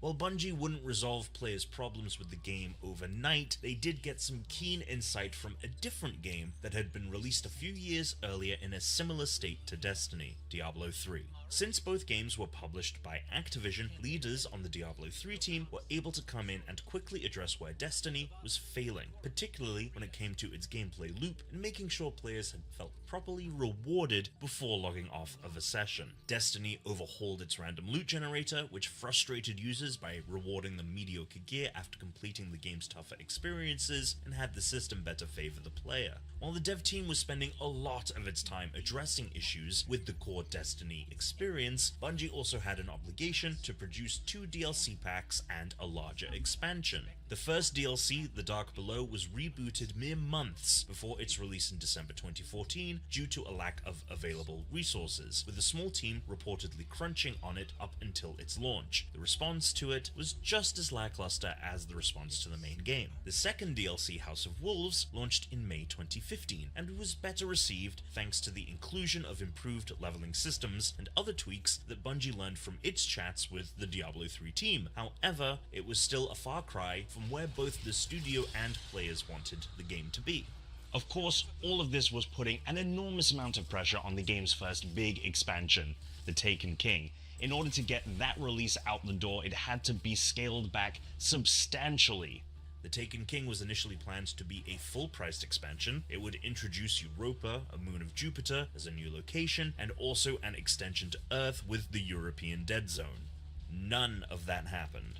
Released in the fall of 2015 for the reduced price of $40, although it did also require the purchase of the previous DLCs priced at $20 each, The Taken King ultimately focused entirely on the Dreadnought, the antagonist Oryx's ship that was initially meant to be the location of the third act of Stanton's original campaign. Retooling the existing work already done for that iteration of the game allowed the team to hit their release target, almost 1 year to the day of Destiny's launch. The Taken King was able to address many of the complaints the players and critics had leveled against the vanilla version of the game. The expansion featured a straightforward story with a tangible main antagonist, missions had more variety, the way the game doled out loot was further improved, keeping track of quests and objectives was much clearer, the list goes on, and the team was rewarded with its most positive reception yet. While The Taken King managed to make its intended release date, the same could not be said for Destiny's full-on sequel, which was meant to hit the following year in 2016. Development on a sequel began soon after the release of the first game, but Destiny's tumultuous first year had thrown the developers' plans into complete disarray, and for a time at Bungie, it seemed for several months following the release of Taken King that no one had really any idea what was coming next, or when it was coming. To make matters worse, Destiny had added microtransactions to the game to make it up to Activision for the fact that it clearly wasn't going to be able to deliver on the cadence of releases it had initially agreed to. But these microtransactions had piled on additional complications to Bungie's plate as well, with many feeling that the rewards in the store should have been made rewards in the game itself, in particular as Bungie was charging money for each content expansion.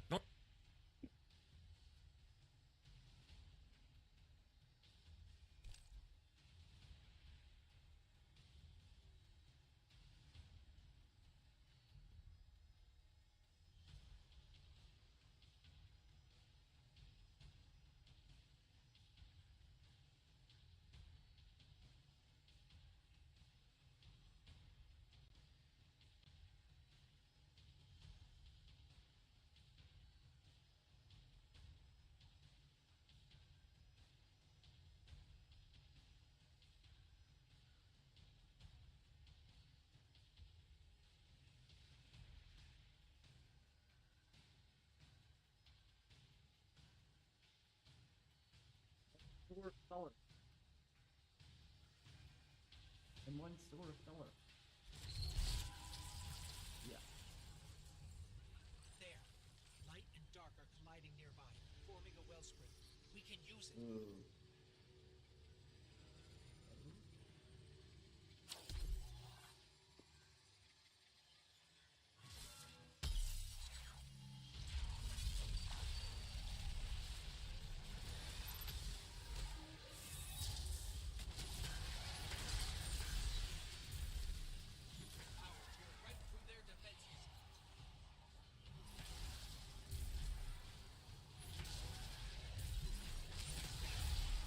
Hey, baby.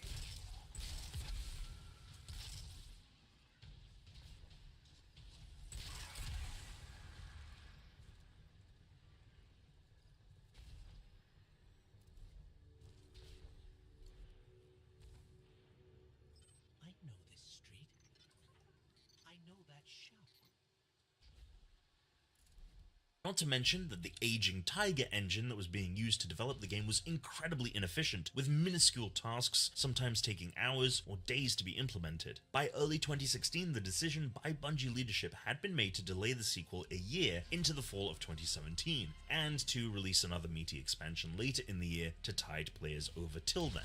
Released in September of that year for PlayStation 4 and Xbox One only, leaving PS3 and Xbox 360 behind, Rise of Iron was seen as a drop in quality from the previous Taken King expansion. This was largely due to it being another Frankenstein-like creation, cobbled together with pre-existing ideas and assets, featuring less content for the same price. Now, you might think that Destiny 2 would have given Bungie the opportunity for a clean slate, a chance to avoid duplicating the mistakes of the past, but, much like the game's story, history has a way of repeating itself. While development on Destiny 2 had begun soon after the first game's release, the title had experienced, effectively, an entire reboot around the time that the decision to delay it was made in early 2016, getting a new game director in Luke Smith. As such, Bungie had found itself, once again, in a similar position to where it was ahead of the launch of the first Destiny, a largely blank slate with only months to fill it in.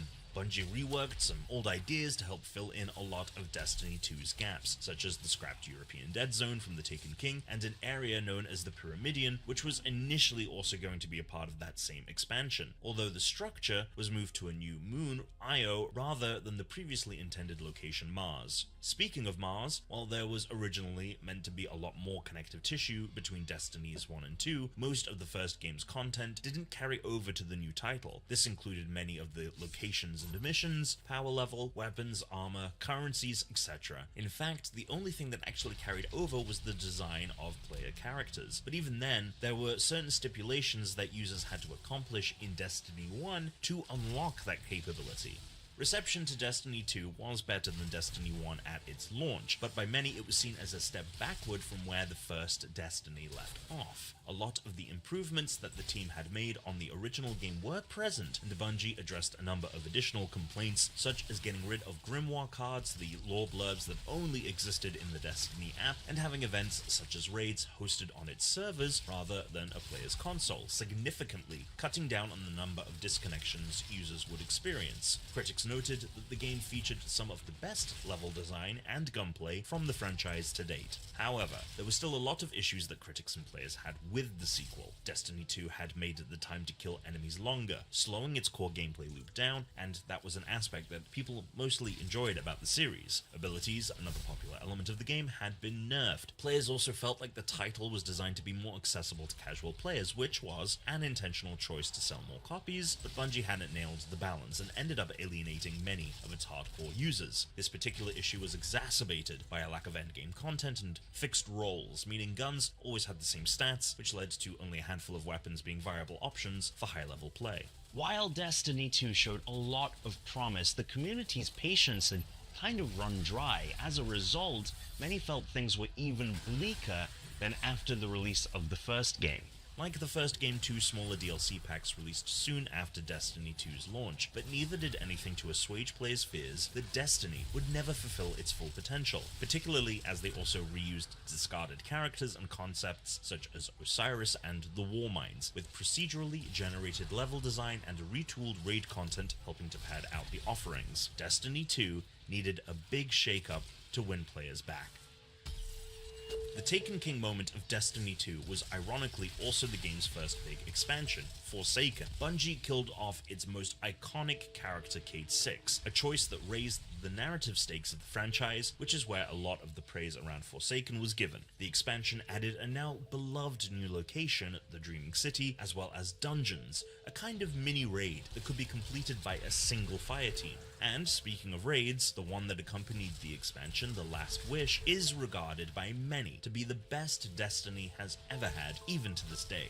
Forsaken also fixed so much under the game's hood. It scrapped fixed roles whilst modifying and improving its weapon perks system, as well as allowing players to have more variety with which weapons they had equipped. The time to kill was decreased and, combined with the game's new subclasses, returned to and elevated upon the sense of power players felt previously that had been diminished at the game's launch. Forsaken was seen as an incredibly successful revamp of Destiny 2, and is still regarded to this day by many as the pinnacle of the franchise. The expansion also completely switched up Destiny's release model. Instead of dumping a bunch of new content once a year, Bungie moved to a seasonal model akin to what live service, at the time newcomer, Fortnite was doing.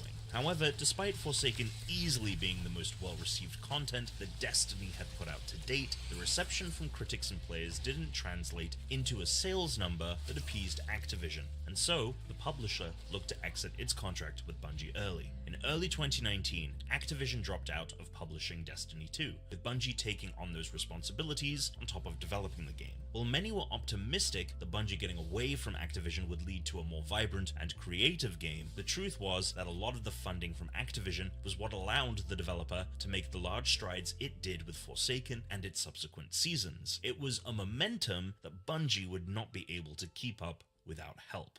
With the Activision contracts now moot, so too was the plan to release additional installments of Destiny. Instead, Bungie would just build upon and expand Destiny 2. That fall came the game's next big expansion, Shadowkeep, which, in an eerily similar manner to the release of Rise of Iron after The Taken King, was seen as a mixed bag rather than another confident improvement on top of the expansion that released prior to it. Its subsequent seasons were also seen as lackluster in comparison to those that followed Forsaken.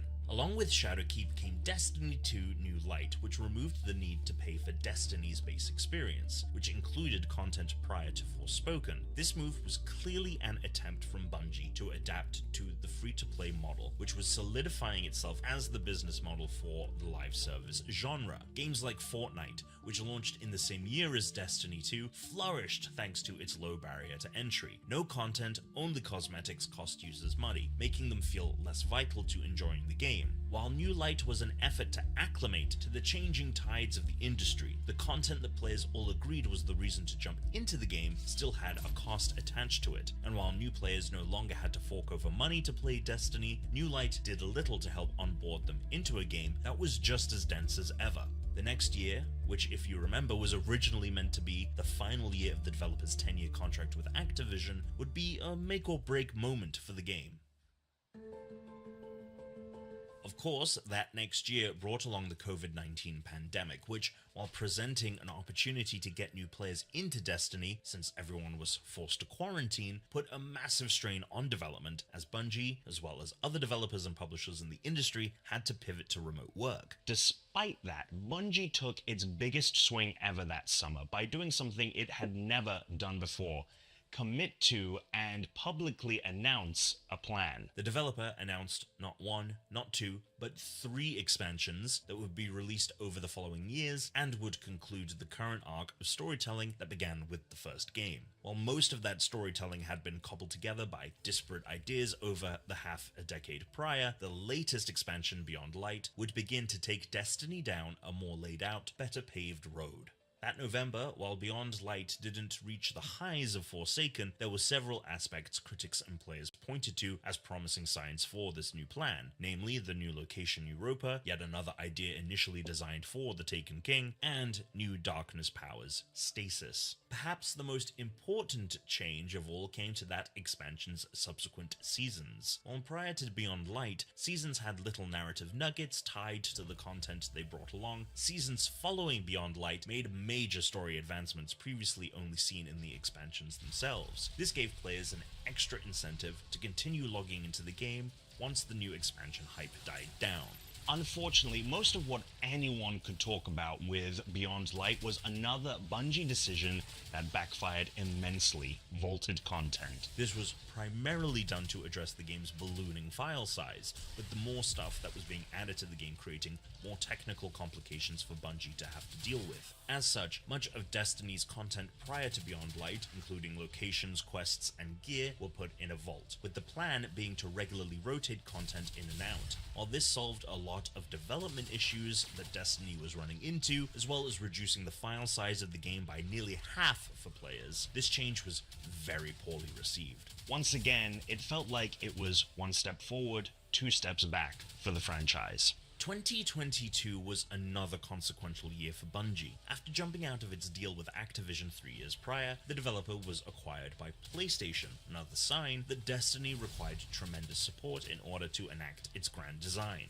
The next expansion, The Witch Queen, skipped a fall 2021 release in order to launch in the spring of 2022, and allow the development team to make up for time lost due to COVID. That additional time paid off as The Witch Queen became the game's most pre-ordered expansion and the most acclaimed Destiny release to date, with really only the game's new crafting system seen as a shortcoming. The seasons that would release over the next year following the release of The Witch Queen also received similar praise, continuing momentum into the penultimate expansion in what Bungie was dubbing the Light and Darkness Saga. 2023 saw the release of Lightfall. Good news, vaulting expansion content was going away. Yay!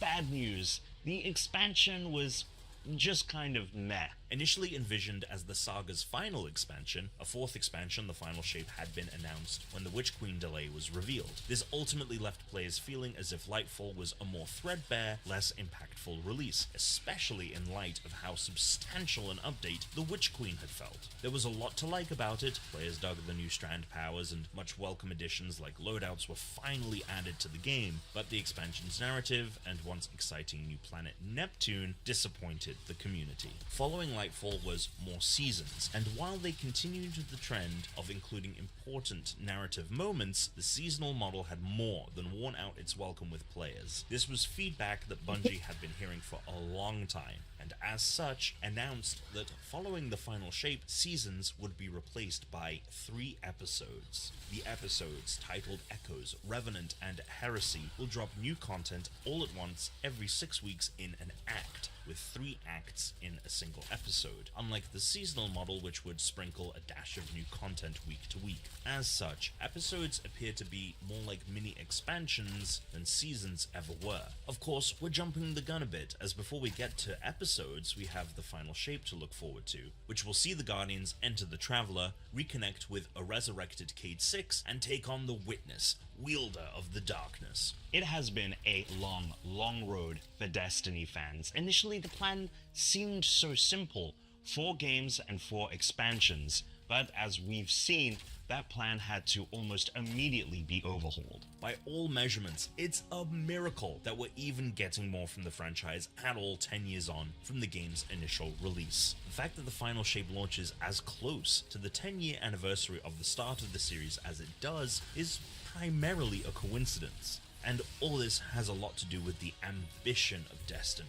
Today, the market is saturated with live service games, all with their own plans and machinations on how they're going to retain their player bases over the months and years to come, some of which, unfortunately, never get to execute on those visions. When the game launched, almost no other studio was attempting a similar model, which is why Destiny's 10-year plan of 4 games, 4 expansions seemed less ridiculous at the time than it does in hindsight. A lot of the pain points the developer ran into along its journey served as lessons for future games as a service to learn and adapt from, and even then, many still struggle to solve those same issues. Whether the game will be around in another 10 years remains to be seen, but if the past decade has taught us anything, it's that the Destiny community will almost assuredly always be willing to give it a chance. And much like the dichotomy of light and darkness, whatever does come of the series will likely be something that leaves players conflicted but hopeful.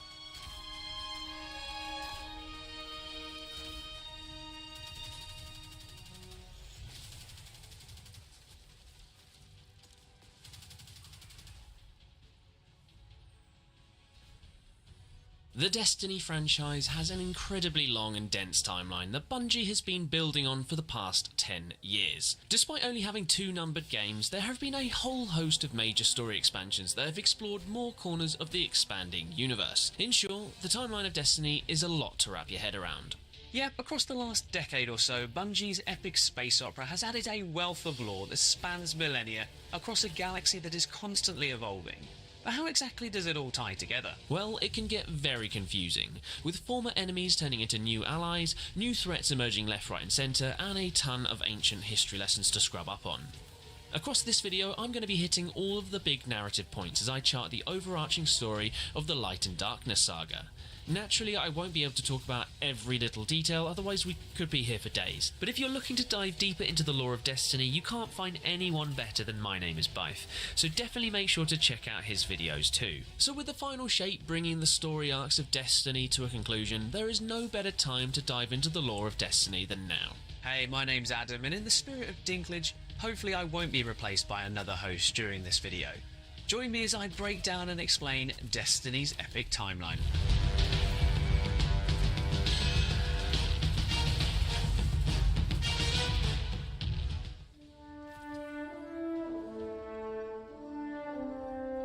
The story of Destiny, like all good mythical fiction, is about the fight between good and evil, or in the case of Destiny, the fight between light and darkness. Emanating the power of the light is the mysterious Traveller, a giant spherical machine-like entity that is capable of amazing feats, such as terraforming entire planets and helping to establish advanced civilizations. In short, it's something of a god within the Destiny world, although it wouldn't like me saying that. Across the billion or so years of prehistory that precede the Destiny games, the Traveller journeys far and wide across the universe, bringing peace and prosperity to many different races. And the very first civilization that it encounters, chronologically speaking, might just have the biggest ramifications on the entire Destiny timeline.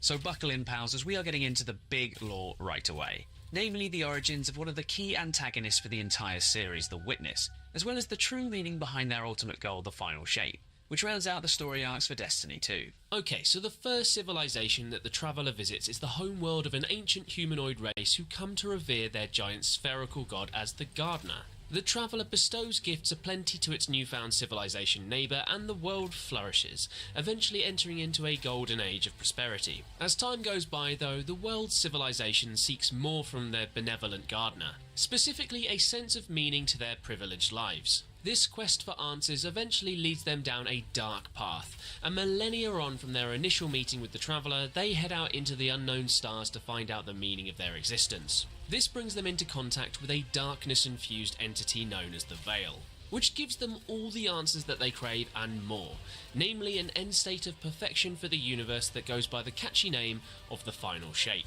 With their goal nearly complete, the humanoid species bring the Veil back home with them in a bid to fuse it with the Traveller and bring about their plans, and the Veil even allows them to alter the universe's reality itself. Only when they arrive back home with their gift for their spherical god, the Traveller took one look at the Veil, which also happens to be the yin to the Traveller's yang, and got the hell out of Dodge.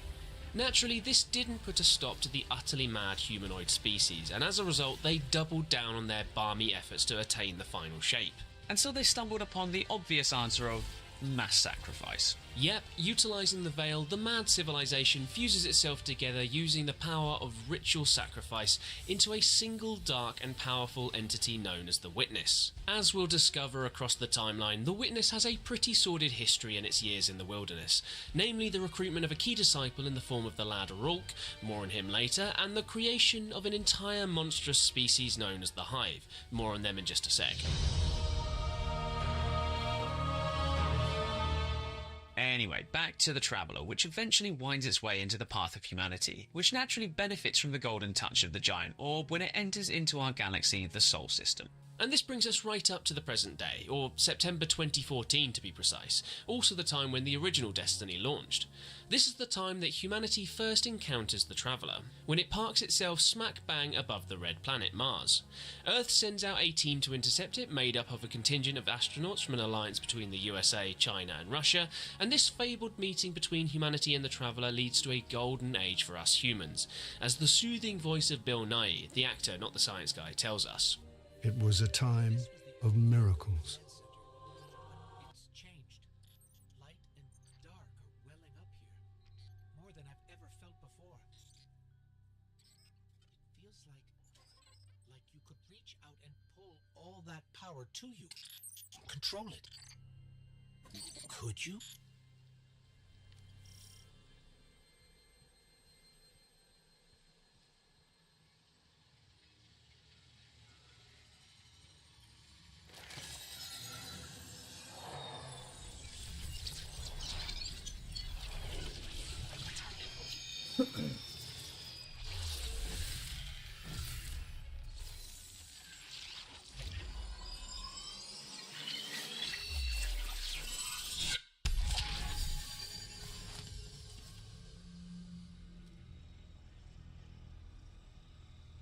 The line between light and dark is...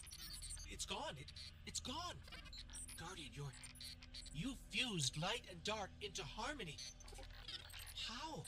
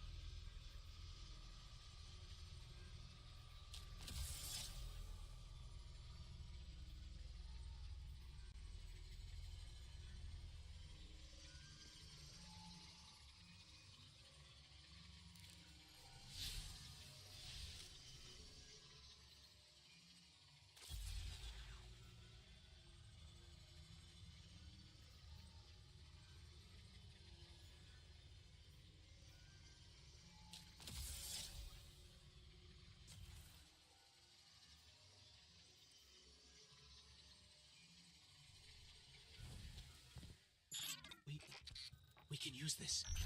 We're stronger than we've ever been. We can use this. Let's go. The transponder signal isn't far.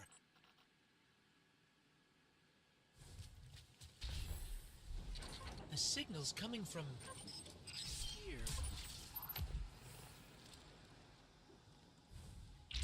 Wait. There's something... Guardian, watch out!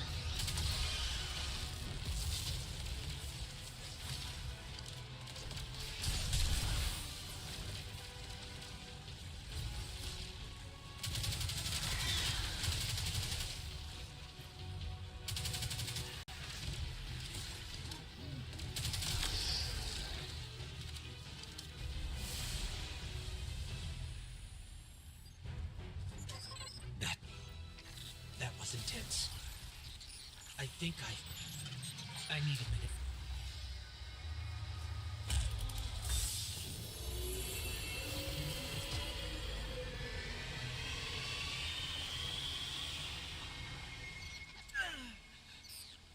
The Traveler. It's hurting. I can feel. I feel it's...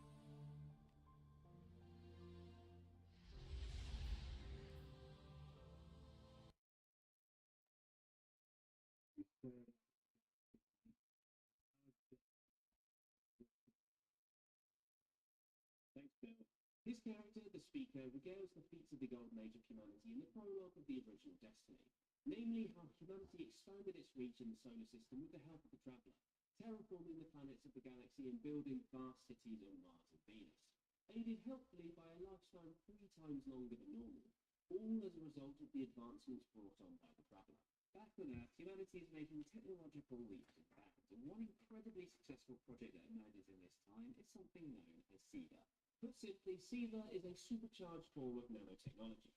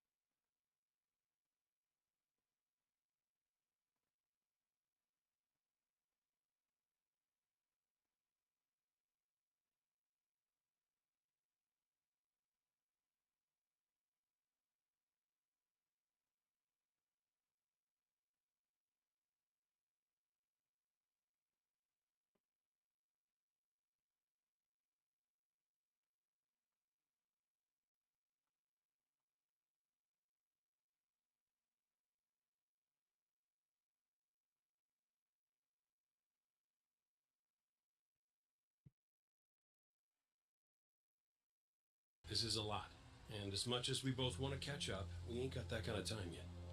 We gotta get out there and find Crow. I was expecting him, not you, and that ain't a good sign. Yeah, you're right. We can save the celebrations for later. Guardian, we should... Can we talk for a minute first? Just you and me? I'll give you two some privacy. Last I heard from the kid, he was out on patrol, called in some sort of darkness anomaly. I'll scout ahead. Catch up with me when you're ready.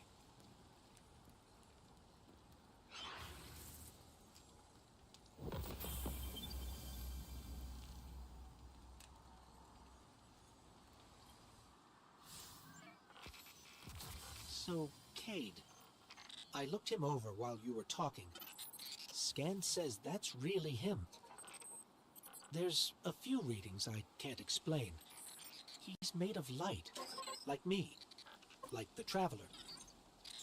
Ghosts are guides, conduits for the light. Cade might not be able to wield his as a weapon, but if he's like me, maybe he can share the Traveler's light, like we do. I'm not sure.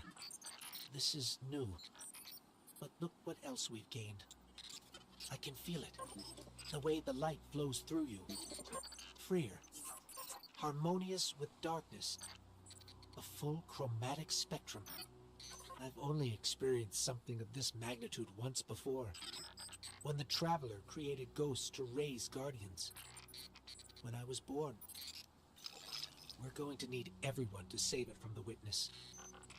Cade's got a lead on Crow and Glint. Let's start there.